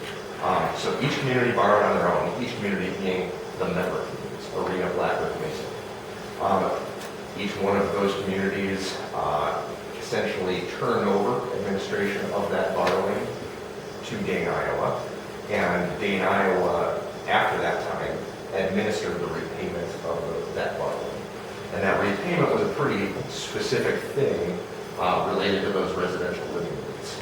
So nothing within Dana, Iowa's organization has allocated capacity. Arena doesn't get this many gallons of capacity, Black Earth this many, and Mesa Maney that many. That capacity changes literally every year. And what you repay those loans based upon was based on how many RLUs each community had. And those loans were further prorated into liquid side of the treatment plant and solid side of the treatment plant.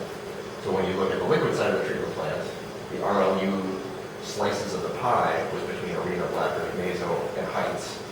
The solid side of it, the slice of the pie included Cross Plains. Beyond that, the force mains, arena specifically, has all of the RLUs associated with your force main, just geographically where everything's located. And each community has all of the RLUs associated with the pump stations. So each community pays for those components together, or individually. Black Earth and Mazo share that force main, and they split that straight down the middle based on RLUs. Because Mazo's closer to the treatment plant doesn't mean they pay less from that standpoint. Now, a lot of that had to do with, specifically in Mazomania and Black Earth's case, that treatment plant could have been located anywhere between them. There were significant cost advantages to having it closer to your communities because the pipe then ends up being shorter. So they agreed to split it based on that RLU structure, independent of where physically the treatment plant was located. And Arena got a grant at the time to pay for their pipeline, so that didn't really matter in the overall picture of things.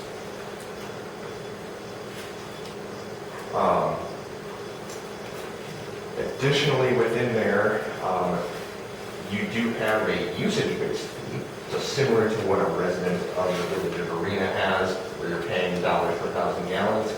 Each community pays for O&M and replacement fund expenses at Dane, Iowa, based upon usage. And that usage is a little more complicated than just dollars per 1,000 gallons. You charge dollars per gallon, dollars per pound of DOE, dollars per pound of solids, and dollars per pound of phosphorus. So that gets charged amongst the communities based on that usage. But that is specific to O&M and replacement fund expenses. So the bills you receive today are predominantly O&M and replacement fund expenses because all of the debt associated with the treatment plant was paid off about 5 years ago. There is one thing that is still charged on an RLU basis, which is a fund that was created called the Future Capital Improvements Fund, which is a recognition by the commission when the debt was paid off that additional work would need to be happening and starting basically a savings account towards that.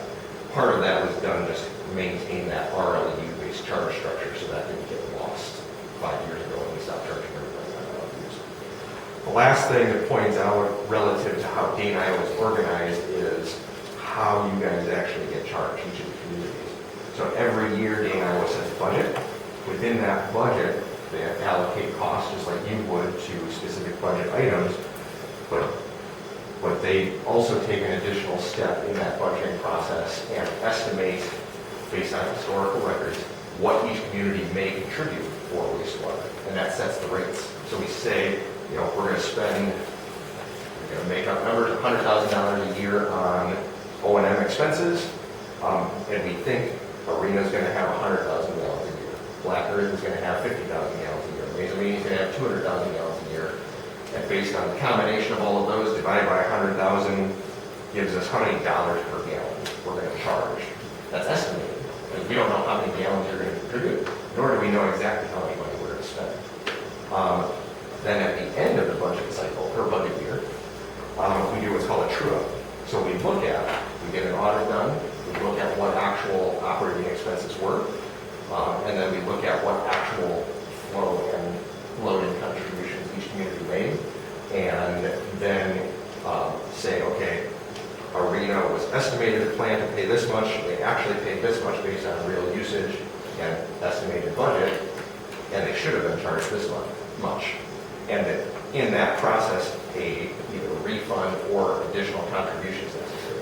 Dane, Iowa is essentially a net zero organization. They do not carry over cash but for the replacement fund and FCI, the Future Capital Improvements Fund. So any excess charges will be refunded to all of the communities. And that happens in the 5 years that Dane, Iowa has existed. It's always been a refund. And that's semi-strategic in terms of how the budgeting process goes. We don't want to end up in a situation where we come back with a significant deficit and have to ask the communities for a loan payment at that point. I think that generally covers all the Dane, Iowa organizational stuff that I wanted to cover. Any questions on that before we move past how Dane, Iowa is organized? Okay, Lisa's going to cover some more facility planning. So, Dane, Iowa, represents that it consists of stations in Arena, Black Earth, Mazomania, and Wisconsin Heights. well as the treatment plant itself. Wastewater becomes the responsibility of Jeff once it goes into the Dana, Iowa wet well. So anything outside of that, the collection system within your village is your responsibility. Once it goes into that wet well and is in that lift station, then it becomes Jeff's and Dana, Iowa's. You guys do collectively have about 9 miles of forest main, which is a lot, that's a decent amount. That length is important because it's a long residence time for the wastewater plant, and so hydrogen sulfide is formed, which is important later. We'll talk about there's some deterioration of concrete and headworks because of that hydrogen sulfide.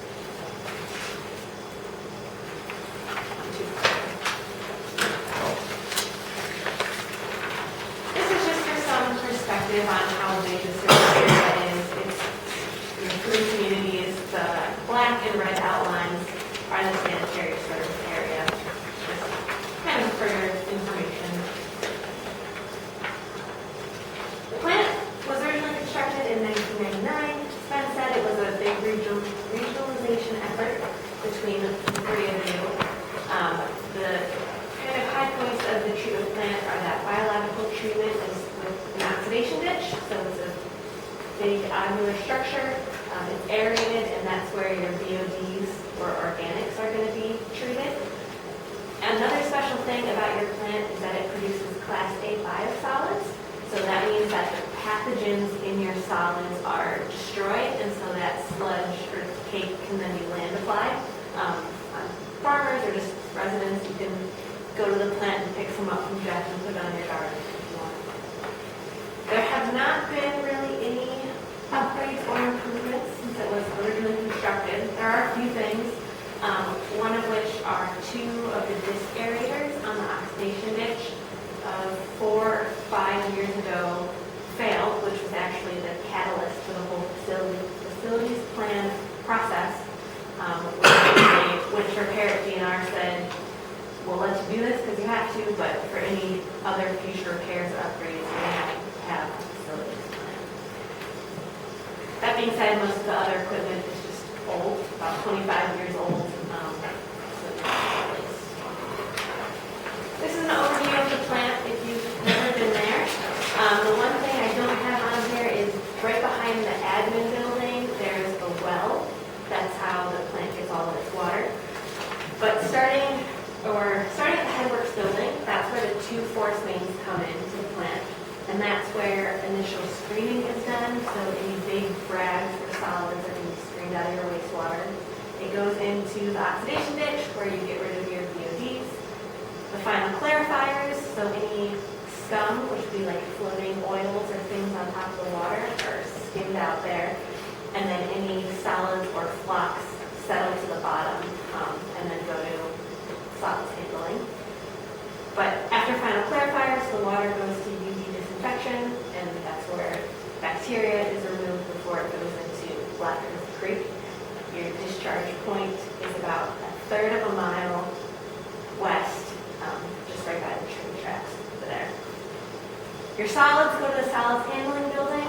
There they go through a belt filter press, so it dewaters your sludge closer to 18% solids, and then it is treated with lime and sulfamic acid, really high temperature to kill those pathogens for your Class A solids, which are then stored in sludge storage. And then you also hold waste receiving, so for local haulers or septic tanks, they can drop waste off at the plant.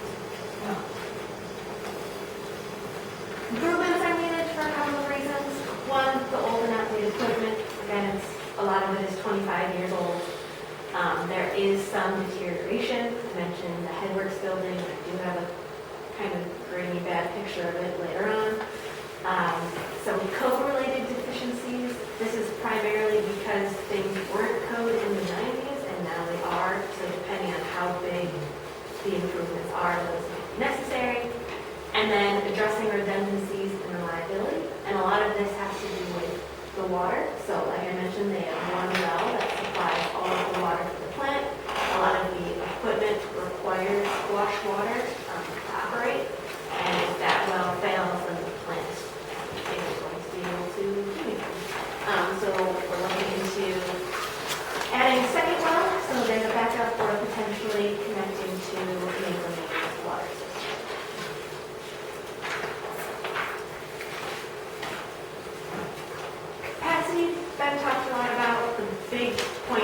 that there's no allocated capacity for each village. It's very flexible and depends on the year.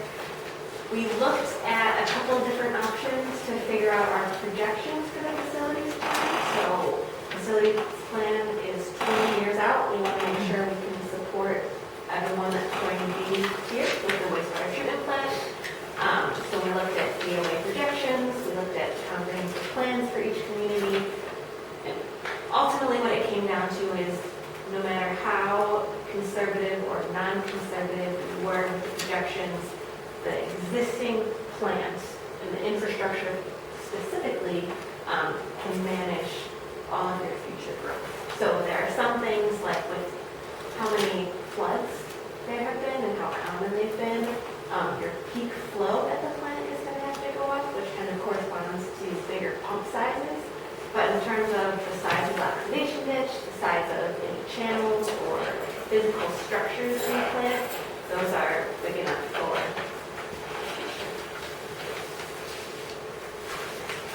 These next ones, we'll just kind of go through. They're just the growth projections for each village. The interesting things here are Black Earth and Arena both have negative capita equivalents, and that's just because their elementary schools were consolidated into Wisconsin-based high school. So the numbers are still all accounted for. They're just kind of moved around.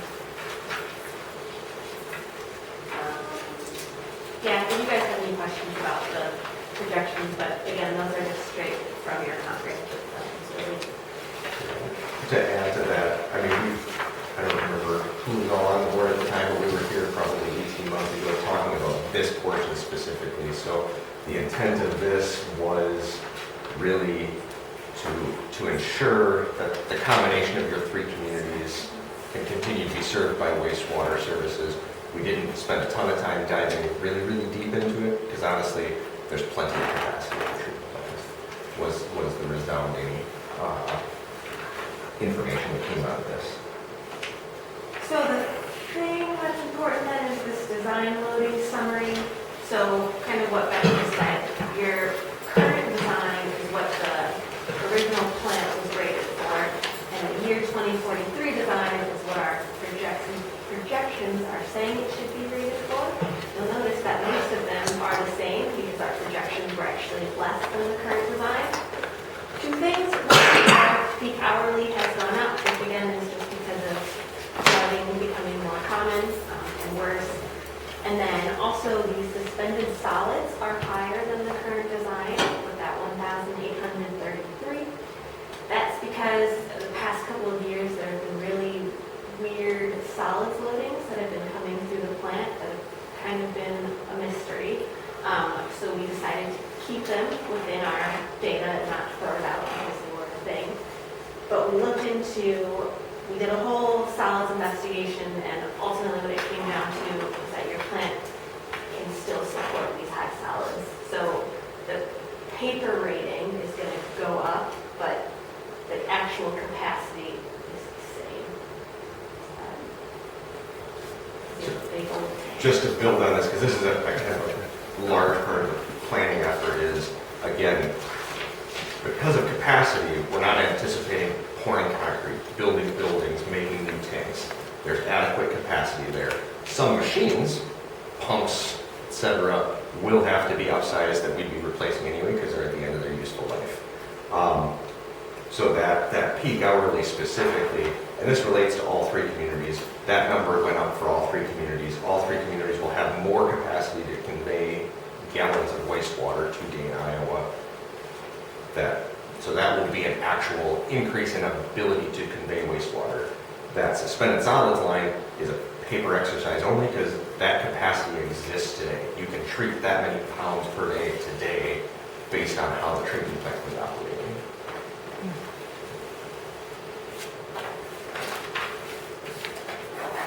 So this next bit is just kind of a look at how we evaluated everything.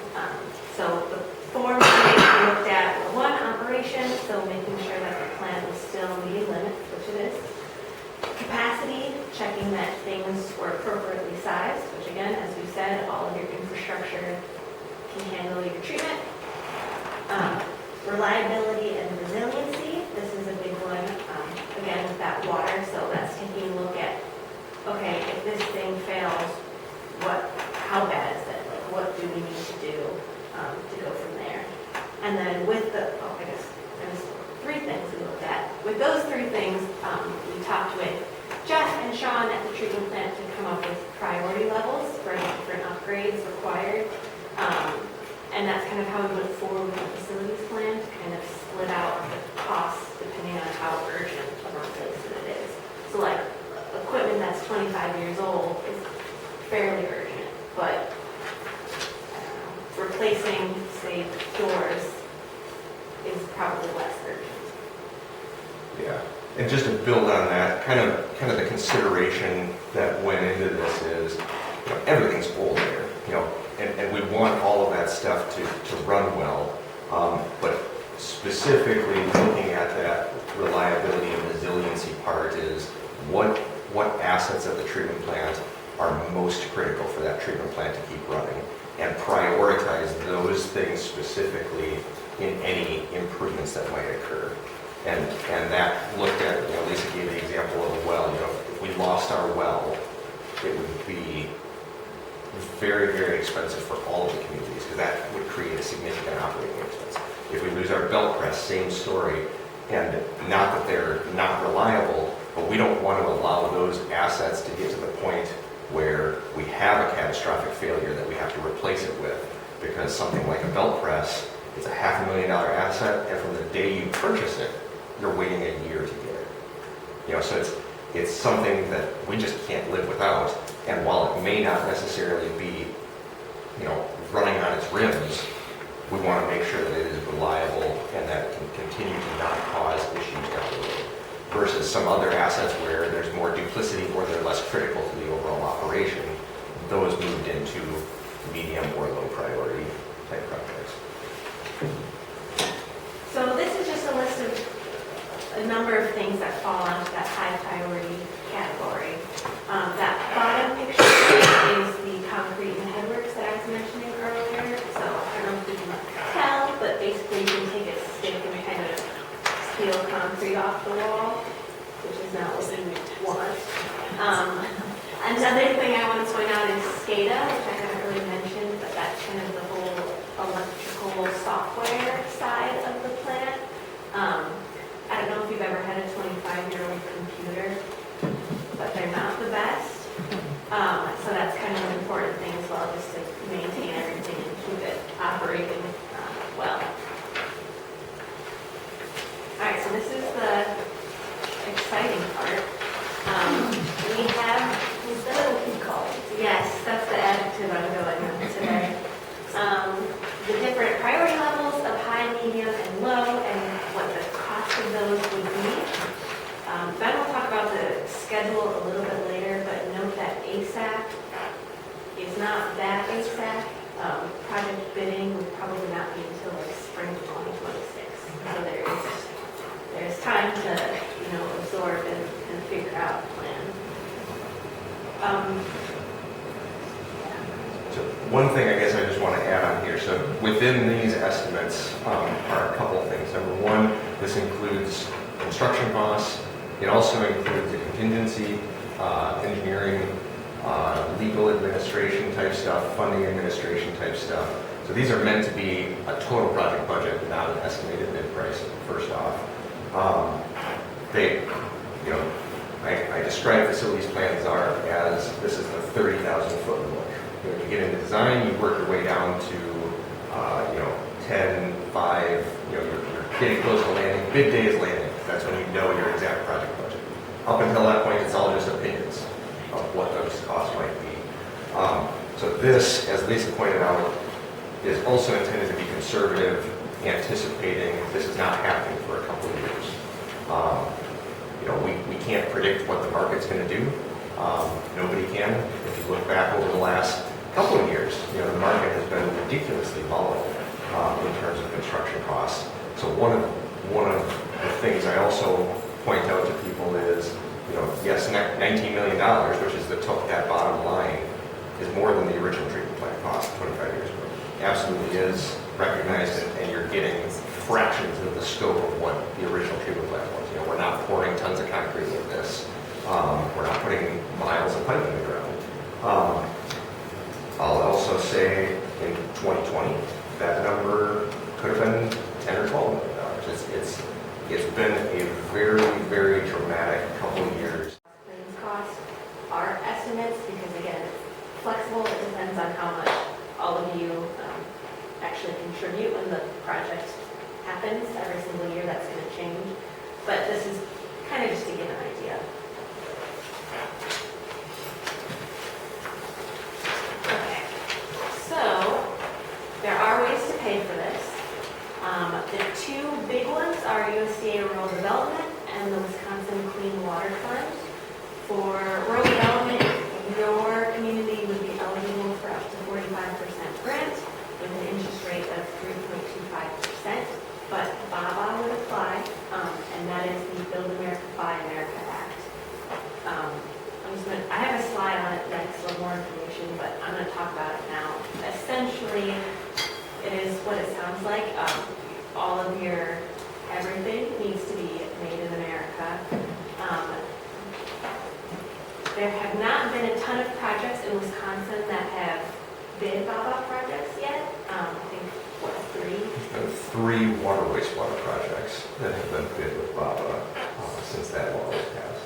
So we don't know exactly how much it would impact project costs. Estimates are between 10 and 50%. Depending on the scope of a project, between 10 and 50%. 50% is what we've been assuming, and there's no actual data associated with that. Yeah, okay. So with BABA, are there items that the plant would need that are not necessarily made in this country? Correct. So that creates some real challenges, and this is kind of the crescendo Lisa's building to is electrical scope of any project can't be BABA. There are not assets made in the United States to meet the requirements that are laid out by the federal government. So essentially, BABA means no-go from a funding standpoint. Yes.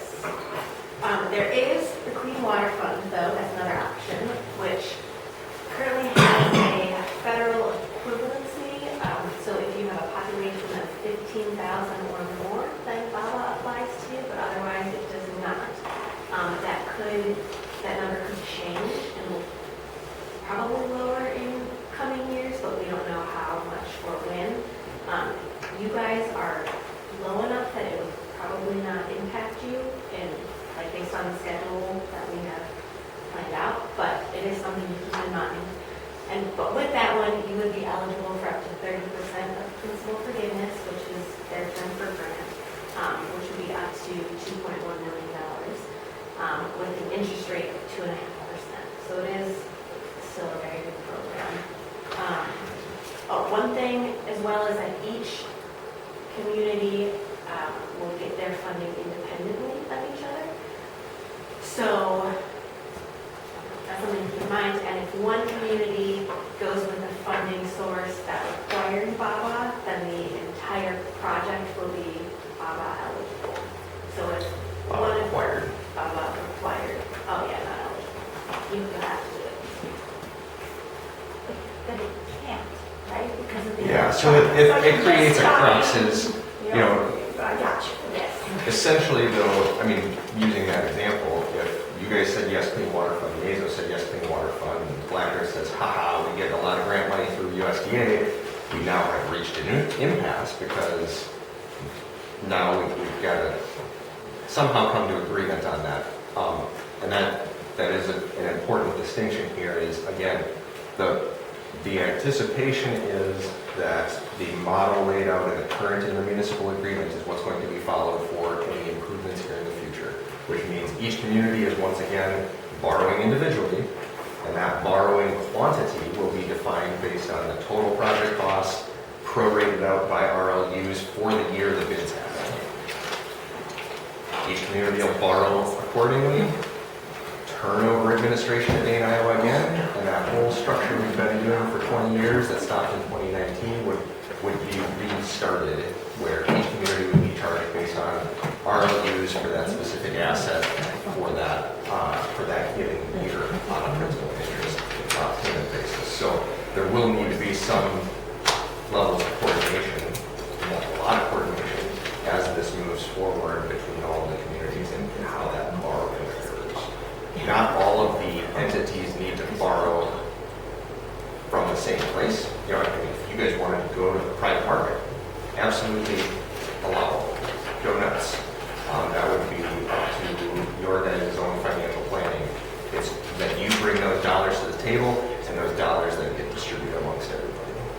So couldn't you do a combination of funding if some of the expenditures are BABA eligible but others aren't? What Can't you Lisa do both? said earlier, once you have BABA, it applies to everything. So there is no such thing But I as mean, prorate out the project, bid part of it BABA and part of it not. much of that would be infeasible because the electrical touches everything. So you can't slice the pie in such a way that you eliminate and work your way out of that. Those are which you really can't go. You can't. Yes, you cannot fund unless the federal program, which we're crossing our fingers and hoping that cooler heads will prevail, but the way the law is written today, there is no way for you to bring BABA to the table for this program. It's primarily on here just kind of as a for your information. This is a funding opportunity that exists.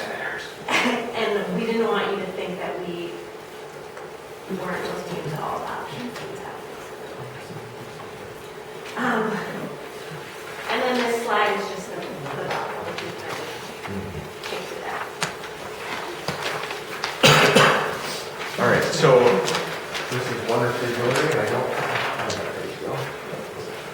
So I'm going to talk a little bit more about finances. So the handout that you guys have has that green bar up at the top, which is current average annual cost. So that is, on average, what the village arena is paying annually to Dana, Iowa, over the last 2 or 3 years.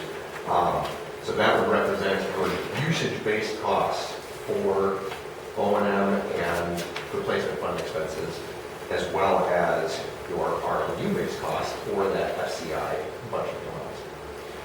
The high priority annual cost increase, which is $91,060, is the estimated portion of the principal and interest that arena would pay for that high priority project. And you can just work your way down the list for medium, low, and total.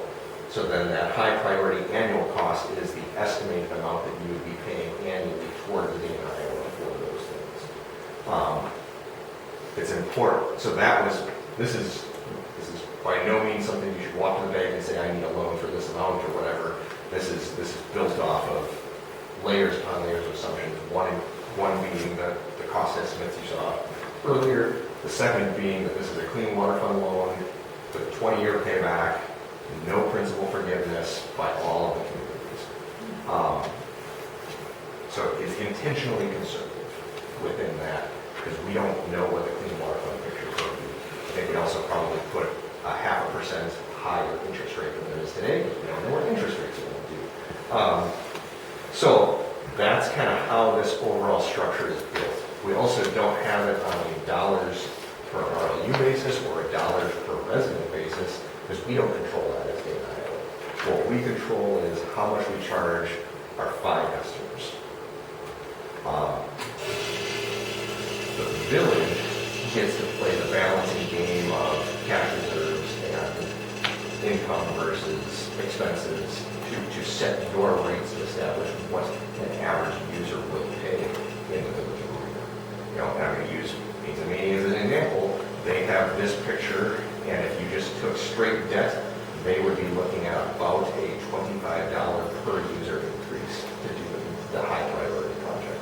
But based on how they've established their budget for their sewer utility and what they've done with their rates over the last couple of years, they will only be triggering on their estimation about a $5 increase to do the high priority work because they have that buffer within their budget. So each community is going to have to evaluate that individually.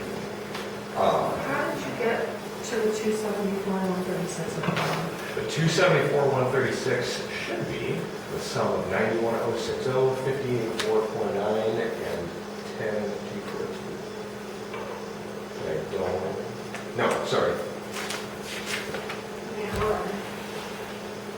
I take that back. That is 113, I'm looking at the blurry one and not seeing the number 3. 113 plus then high, medium, and low priority costs. Just as increases? Yes. Yes. So it's essentially meant to represent if in 2025 you pull the trigger on all 19 million, that would be that number. Because you're not going to compound to 113 repeating it, right?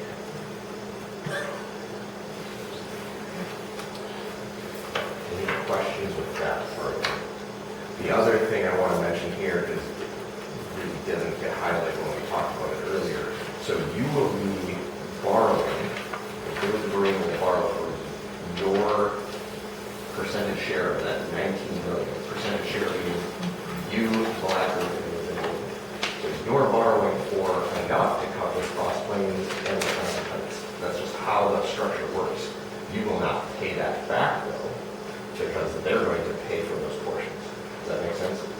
Only the members borrow. Cross Plains pays it back, then under a half essentially, for their prorated portion of that project. Everyone's nodding, so I'm going to assume we're okay for that. Any questions on that? Please go ahead and skip one more ahead. That was just a generic timeline after the facility plan. So this is what has been discussed at Dana, Iowa for intentions moving forward. Basically, within this schedule, the anticipation is by about the end of the year, the facility plan will be completed. To get between here and the end of the year, you guys are our last meeting of the three communities informational meetings. We'll be bringing back any comments or questions that we received, or if you guys want to pass it along to your Dana, Iowa members, to the Dana, Iowa meeting in October. At that meeting, the Dana, Iowa Commission will likely set a public hearing date for either mid to late November or early December. We'll have a public hearing, which is going to be inviting all potential involved. There will be class 2 notice in each community. We will, everyone, bring your brothers and sisters and popcorn. We're going to have a good time. The venue for that has been discussed as being at the Wisconsin Heights Gymnasium, which is a central location for all the community people to be at one spot. And we'll give a very similar presentation to this. Following that, the anticipation is we'll submit the facility plan report. That will go to DNR. On average, a facilities plan has been taking somewhere between 6 and 9 months for review by DNR.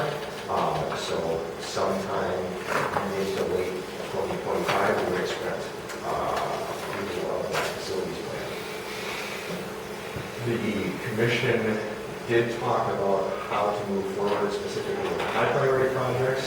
Basically, the fastest they could move forward is pursuing construction or pursuing bids by spring of 2026.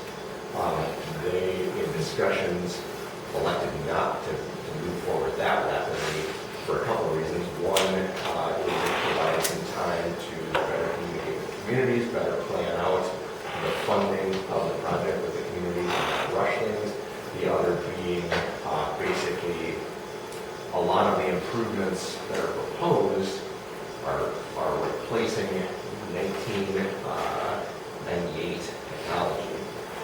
If we rush into it, we're not going to have a whole lot of options to evaluate improvements. And just picking on like the solid handling side of things and that belt press, there's about 4 or 5 different technologies. And within each of those technologies, anywhere from 3 to 10 vendors that can supply equipment for that. Each of them having their own advantages and disadvantages. Some of them are going to be more capital costs, some of them are going to be more efficient, some of them are going to be smaller, easier to work on, all of those layers. That we really want, the commission really wanted to spend 2026 fine-tuning exactly what are we doing specifically within that high priority project. It also provides some time for some pilot testing for things like that sludge treatment and or sludge dewatering system, and opportunities to use some of these different technologies with staff and commission members if they want to. So the intention then would be we spend 2026 doing some of that preliminary design investigation. 2027 would be spent, 2025 would be preliminary design investigations. 2026 would be final design. In 2026, if we assume that everybody is going to do a clean water fund application, which is the most likely arrangement, each community would be submitting a loan application to DNR in September of 2026. That's a very important date, is that September 2026, because that is a regulatory deadline for that Clean Water Fund program. With that schedule, then sometime winter into spring 26-27, we would be soliciting bids, starting construction in the spring of 27, and construction for something like this would likely be about a 2-year timeframe. So, yes. I know I hear a lot about the press Yep. and its functioning. Is the press going to last? Hope so. Hopefully. Hope so.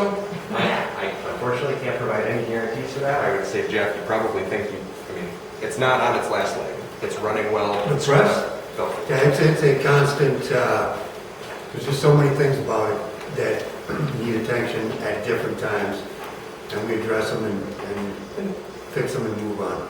Yeah. So basically, you feel at this time that the press is going to last. But You hope. with Ben's timeline, it'll be coming up on 27, 28 years old. Yeah. By the time it gets pulled, and it's getting tired. Yeah.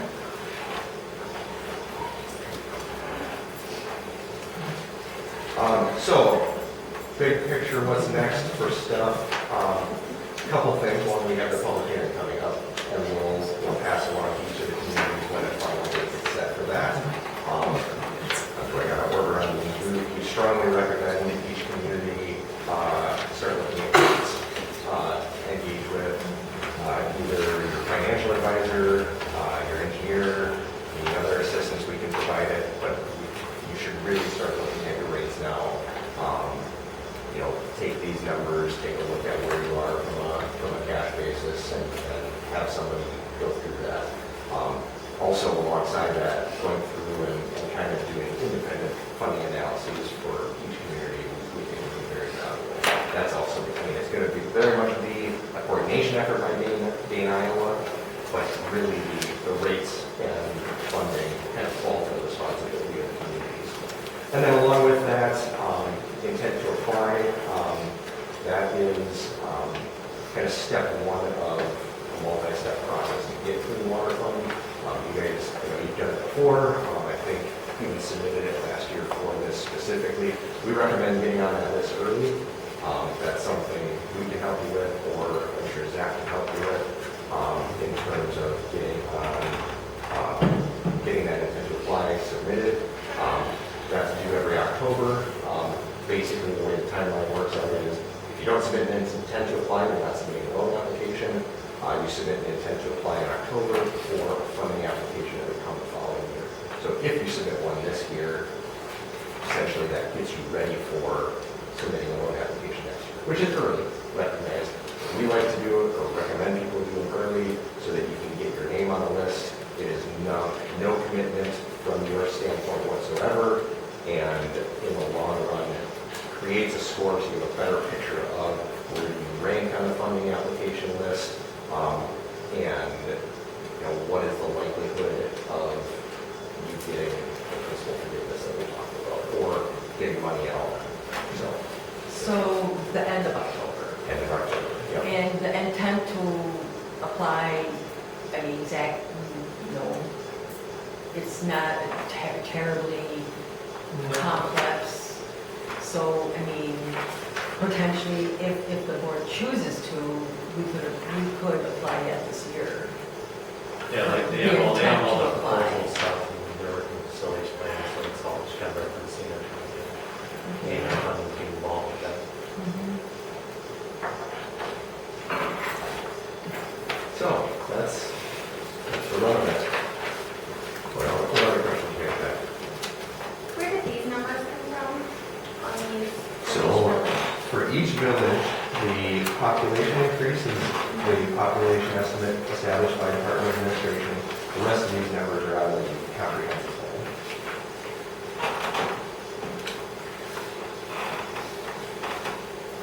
Or it's only a mess, depending on, I don't remember if any of them were inconsistent. But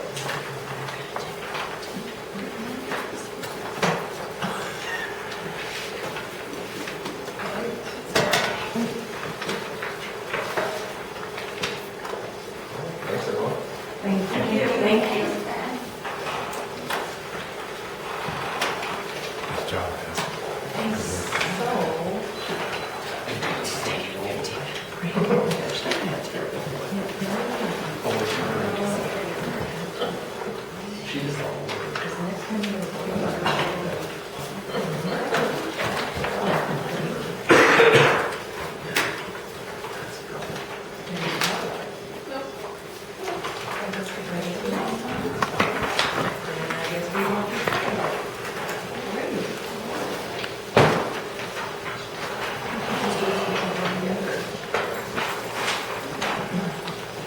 Thank you. Lisa, Ben, and Jeff, thank you very much. Very well. Good. Great. So,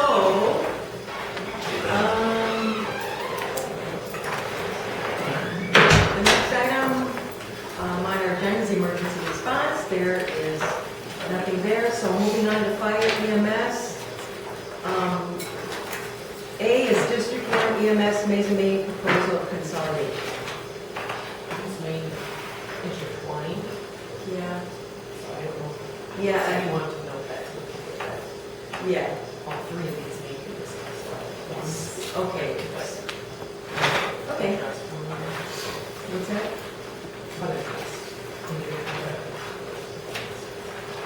Yeah, I mean, So I didn't know which order.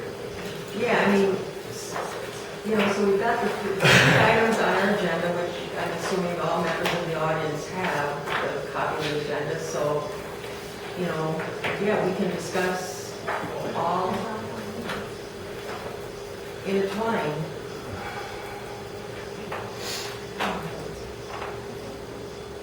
You guys had requested from District 1 the cost, so we submitted that, so that's there. Yeah.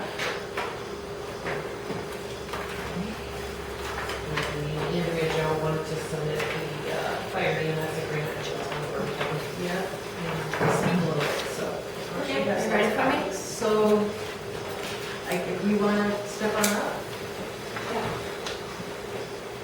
I think has the handouts. We kind of put this together, and I just wanted to basically run through it with you guys. Just so that I'm the burner and things like that, and open back to figure out. So, hopefully I don't get too much time. And then I can set out this and chat about it. Here's copies for you. Oh, thank you. So, anything you have? You guys ready?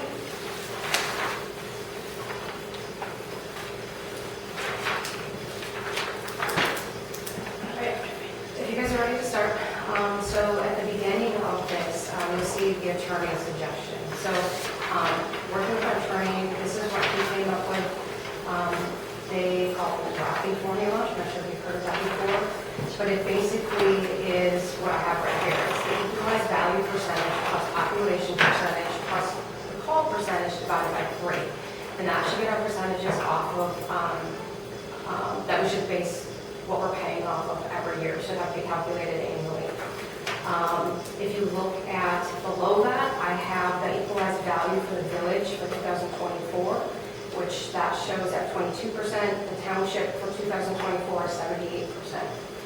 That's off of the total equalized value. On the right-hand side there, you'll see improvements only, So from what I understand is that the equalized value that has been being used is then off of the improvements, not the land. So I have those kind of broken out just to kind of show you an example at the end. So with improvements only, it's been village 25% and township 75%. Below that, we have the village population and the township population, which that one's super simple. We're at 37 for the village, 63% for the township. If we go below that, we have calls. So we're basing this off of 2023 calls. The village had 55, so that's 37%. And the township had 95, that's 63%. Now that is all calls minus mutual aid. So that includes the river calls and that includes the highway calls. Because from what I understand, those calls have been being pulled out in the current numbers that we use. So on the right-hand side of that, I did the percentages with the river and the highway calls removed. So it kind of gives us both numbers. So looking at the results, kind of going off of that McGrathy formula that was suggested to us by our attorney, the village would be at 32% and the township at 68%. Now, if we look to the right of that, though, this is the percentages if we were using the improvements only for equalized value, and if we were pulling the river and the highway calls out. You can see where the village is at 34% and the township at 66%. So it kind of bumps the village up a little bit, and the township's responsibility would come down. That next one, that 2024, 2025, that is, the village has been operating, from what I understand, at 35%, and is for the 2025 budget is at 35%, and the township at 65%. So when the township got together and started talking about this, we were kind of looking at these numbers, and generally speaking, we're basically close to 70-30, right? We thought that if we skipped doing the formula and having to calculate this out every year and pulling out calls and figuring out if we're using improved equalized value or if we're using all equalized value, we'd keep this really simple. And we're looking to do a simple 30-70 split with everything fire EMS. So with that, we're proposing that going forward, the village and township, with that 30-70 split, we pay for one full-time EMT, and the fire board budget to pay for 2 full-time EMTs. If we go forward with that, and for some reason if there's a shortfall of funds, that's where the township and village will have to step up. But again, at that 30-70 split, just to cover the difference. The next part of that would be to make that happen. For right now, there's been $25,000 that's been taken off the top. We would just budget $55,000 a year. That would go into the existing fire board fund for vehicle replacement, whether that's ambulance or fire truck, so that we can hold that savings. And then after that, at the end, if there's any budget monies remaining, that would get rolled over into the next year's budget. And then we have on here, due to the who's paying the majority, the 70-30 split, we would keep the village at 1 representative and the township at 2 representatives. And then the final thing we have on here is that the agreement would be reviewed and renegotiated every 3 years, if needed to be. Unless the village and the township mutually agreed in writing to alter the contract for any other budget for next year and so forth. Any questions on the numbers?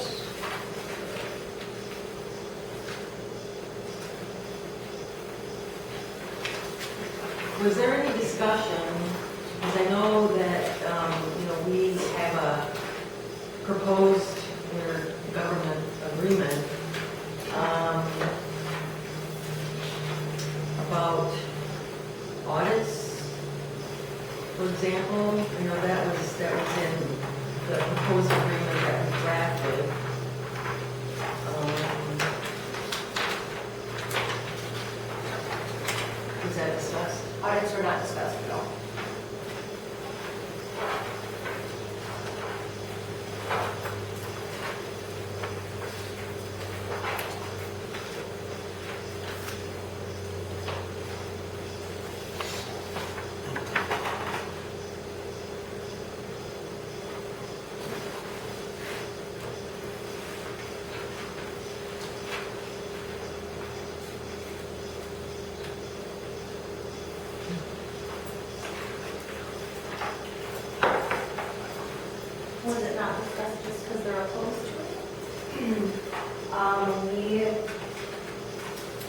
I guess in talking with the attorney, he said to just kind of hit the key notes, the bulleted points, and I guess that was one that we just did not talk about. We did not omit it for any certain reason. Are you open to having it all? That is something that we'd be happy to discuss within the township and get back to you on. Have you had a chance to look at this document? And what is the overall opinion, and I guess I'd like, of each of the items? Okay? So I guess we weren't asked to bring any certain format, so the attorney had said to hit certain bullets and bring them to you and talk to you about those. So that's what we did. And in the event that we agree on some of that stuff, and some of that we would have to rewrite and start agreeing on. So I know that fire wants to buy a tanker. Would a tanker ever be used in the village? We have fire hydrants that we're paying for. And we don't get any, the village, we have a sizable assessment every year to our taxpayers for our fire hydrants. And yet now there's a plan for us to pay for a tanker too. But people have told me a tanker wouldn't be used in the village. Is that right or wrong? I guess I came here tonight just to talk about numbers and stuff. I don't know how far the board should really be going in this. I just came here to give you guys numbers and propose this. So.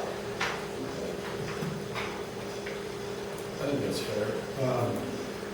I mean, I think that the proposal here is fair. I don't think that it fulfills maybe everything that the village had previously submitted in terms of wanting to have separate fire and EMS boards. So maybe that's something that needs to be discussed further. Because I know that's something that the village board did make a decision on, and I'm guessing is still in concurrence on. But the justification for a 30-70 split, to me, seems fair as opposed to trying to figure out a calculated equalized value, which appears by these numbers to be higher than that amount. It was also discussed about having separate budgets for fire and fire and EMS. And that's, part of this agreement that, draft agreement that we have drawn up with our attorney.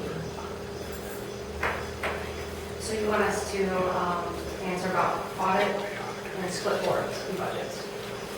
Well, split budgets. And, Melissa, she also mentioned about a tanker truck. And as she had pointed out, there's a substantial amount that our residents or our taxpayers are, we pay every year for hydrants, which in effect are kind of like a mini tanker truck. So, I'm not trying to disagree with you, but is that something the fire board itself needs to discuss? I mean, they're the ones who would want It to needs buy. to be part of our agreement if there's assets that aren't being used in the village. It should not be contributing to our stuff. right. That's If the fire board ridiculous. is the Totally entity that wants to ridiculous. buy the tanker, or the fire department wants to buy the tanker, as opposed to the town being the entity that just wants to buy a tanker. We're being asked to contribute towards I understand that. undescriptive equipment. That's ridiculous. That's a ridiculous statement. No comment from the public. I mean, ultimately, I will say that I think it is to the benefit of all residents in the village for us to maintain fire and EMS in the village. Of course, that's what we all Well, want.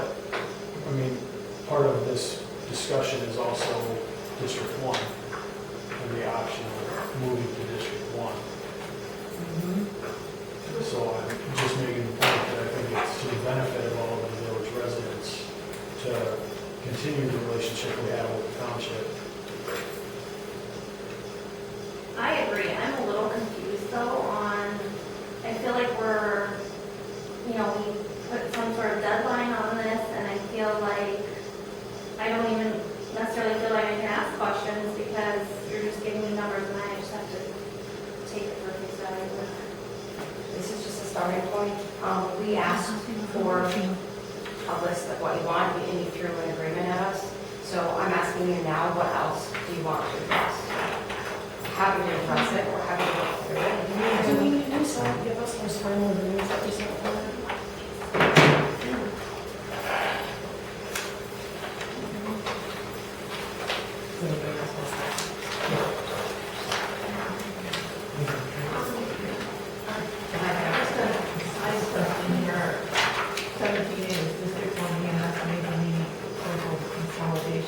Did they send us something?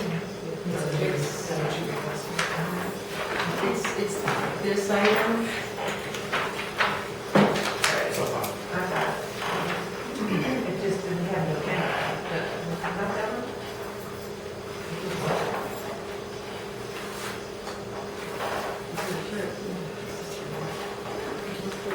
This got some. 29,600.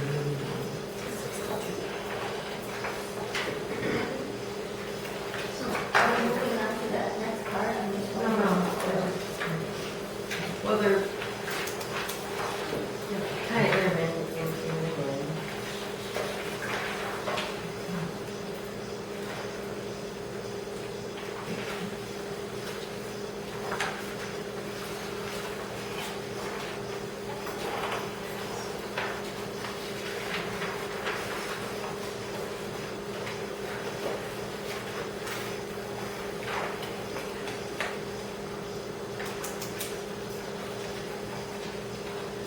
So this doesn't address hydrant usage, and we need to have hydrant usage in the agreement because of the PSU rules. So that needs to be addressed. In what we proposed? And just in general and overall sense, hydrant usage must be addressed. I'm sorry, can you say that again? Hydrant usage for fire should be addressed, please. There you go.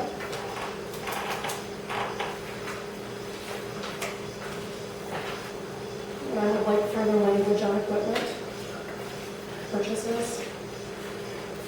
The aforementioned reason, a $500,000 asset, if not used by the village, should not be paid for by the village.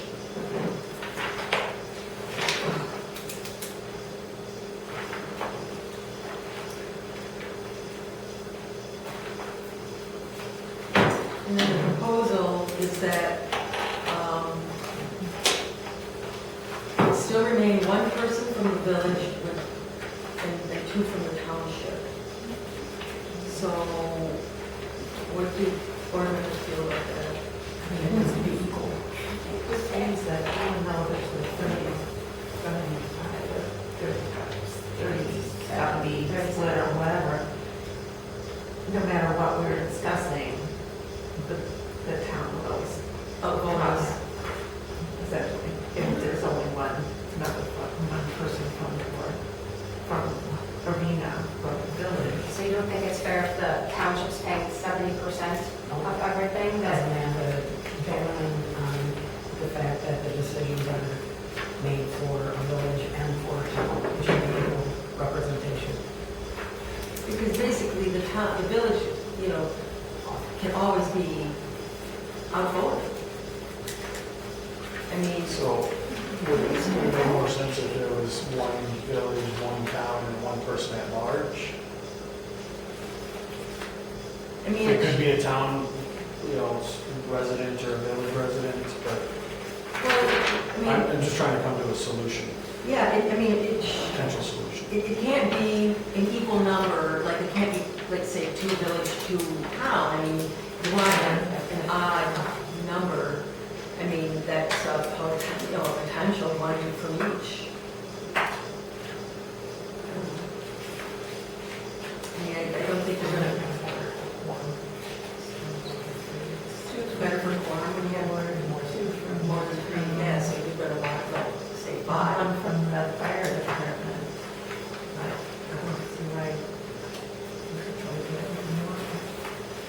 I agree, I think equal representation.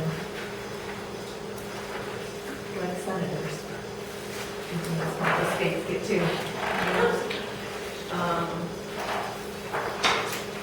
So, like say maybe 2 from the village, 2 from the town, and 1 from fire? That's what we have. Well, I don't need to be a fire board, and I have to be on my commission. Yeah, but then that'd be an equal number. Maybe set it up.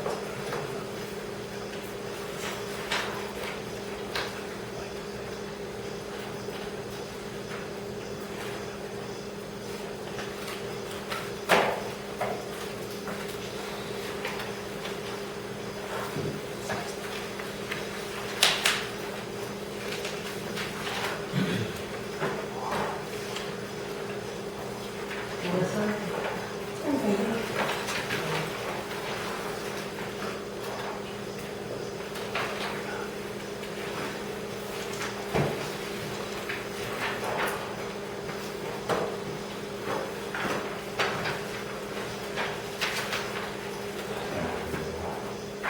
I personally don't think it needs to be 2 from each. I mean, to counter what Kristen said about the Senate, you have the House of Representatives, which is based on something completely different. And representation is based on population there. But if we were to look at it on financial contribution, the township would be paying more than double what we are. Honestly, I don't feel that representation necessarily should be based upon money. It should just be based upon having fair representation. We wouldn't have a country if people felt Well, that way. we're talking about something totally different. So,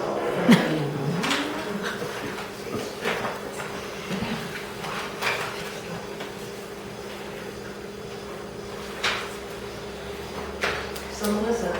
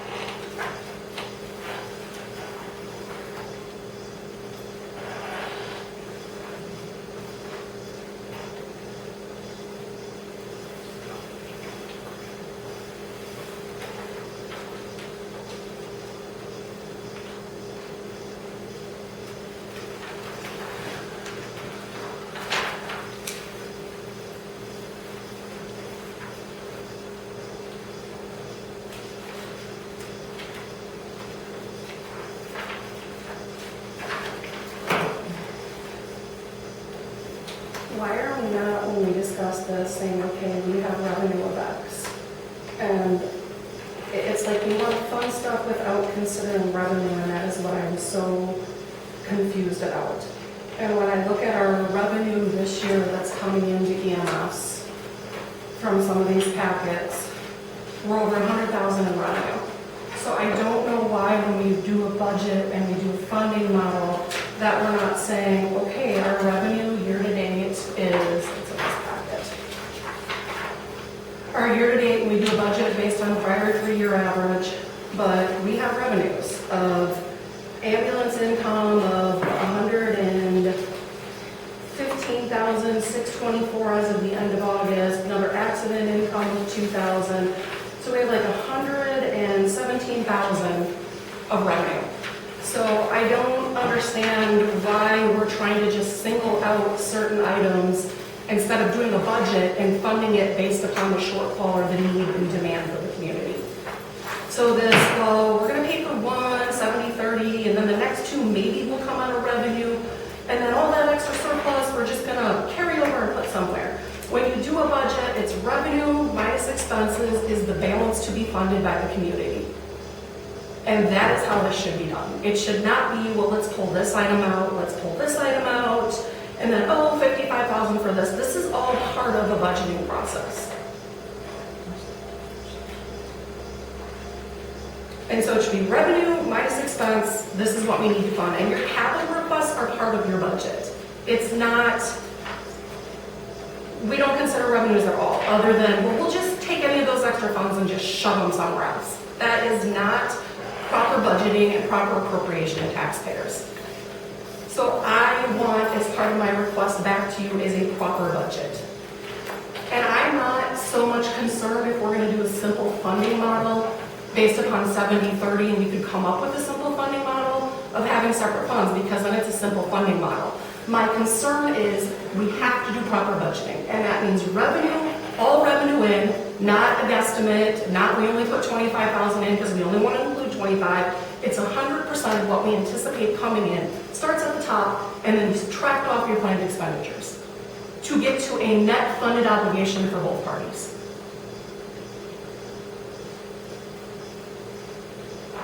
So to agree to continue to move money around, I just can't agree to that. What monies did I say to move around? It's this whole, we don't address. So we're gonna like, well, we're gonna just split the 70-30 outside of the budget for the first full time, and then the next two will come out of paid EMTs. The fire board's gonna pay. In essence, all of this stuff is paid by both communities. So it should start with revenue minus all the expenses to get to what our obligations are. All we're saying is that 2 full-time EMTs can be paid out of the fire board budget. The problem is that if for some reason accident numbers or income is down, and for some reason that budget falls short and can't cover that second EMT, that's where the village and township have to come together to make up the difference. It would all be item line budgeted exactly how a budget is supposed to operate. Then at the end of it, I said if there's any income left, we would roll that into next year's budget.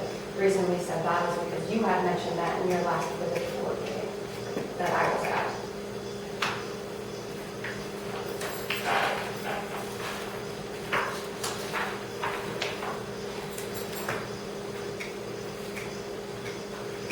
But should, like, if there's leftover revenue, correct me if I'm mistaken, if there's leftover revenue from EMS, should that not stay just with EMS for capital expenditures?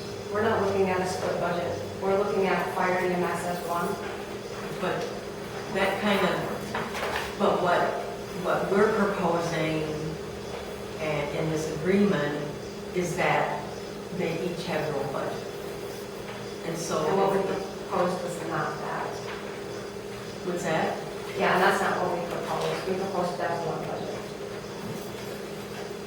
Our fire and EMS service. But each should have their own budget.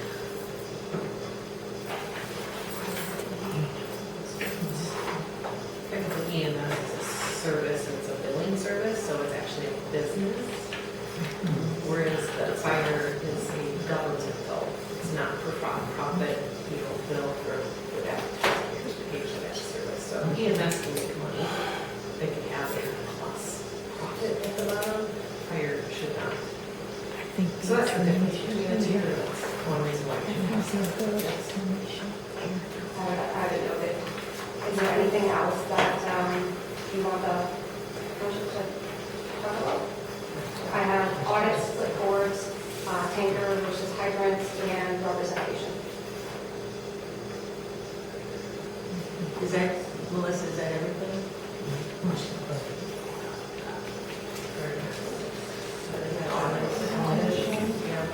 Audit. Defines language on equipment purchases. I need to study the numbers on the funding.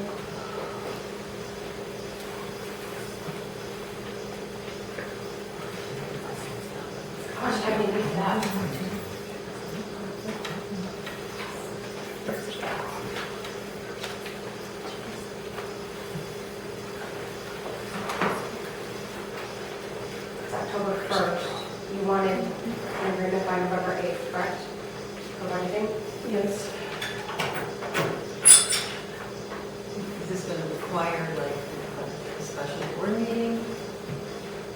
month for further discussion.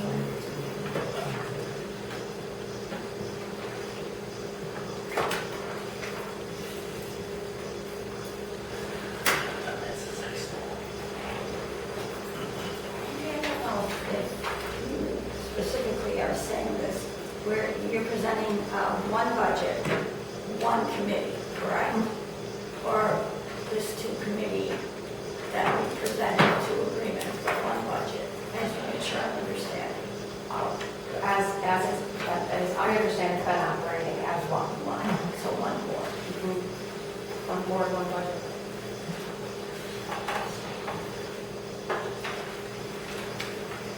We definitely want separate budgets.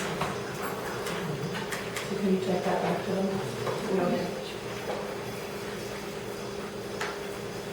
And then the makeup of the fire board. Is it possible that we can schedule a joint meeting to go through this, so that we have time to digest this presentation as a board, and schedule a joint meeting to come to a resolution? I will take that back to the township and see if that's the route they want to take that. I mean, it's going to have to happen this month, obviously.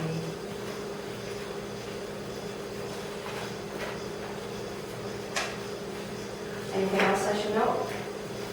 Anything else? I appreciate you taking all the time to put this together. Yeah, I mean, definitely. We appreciate you, coming and speaking with us. Yeah. We'll follow up. Okay, thank you. Just let me know. Yep, we'll do.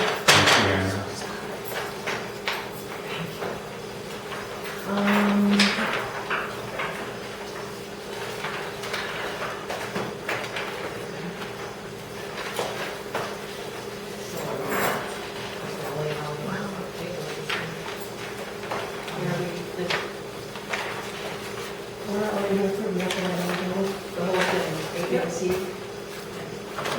Everything's motion to that, Make a motion to waive the filing and all items on the table. okay? Second? Second. Who made that? We have a motion from Melissa and a second from Kristen to lay on the table all the fire EMS items. All those in favor? Aye. Opposed? Motion carries. And next item on our agenda is personnel, did not meet. Plan commission did not meet. Informational education, is there anything there? Okay, so there's nothing for informational education, so the last item on our agenda is adjournment. And we have a motion for Kathy, a second for Kristen to adjourn. All those in favor?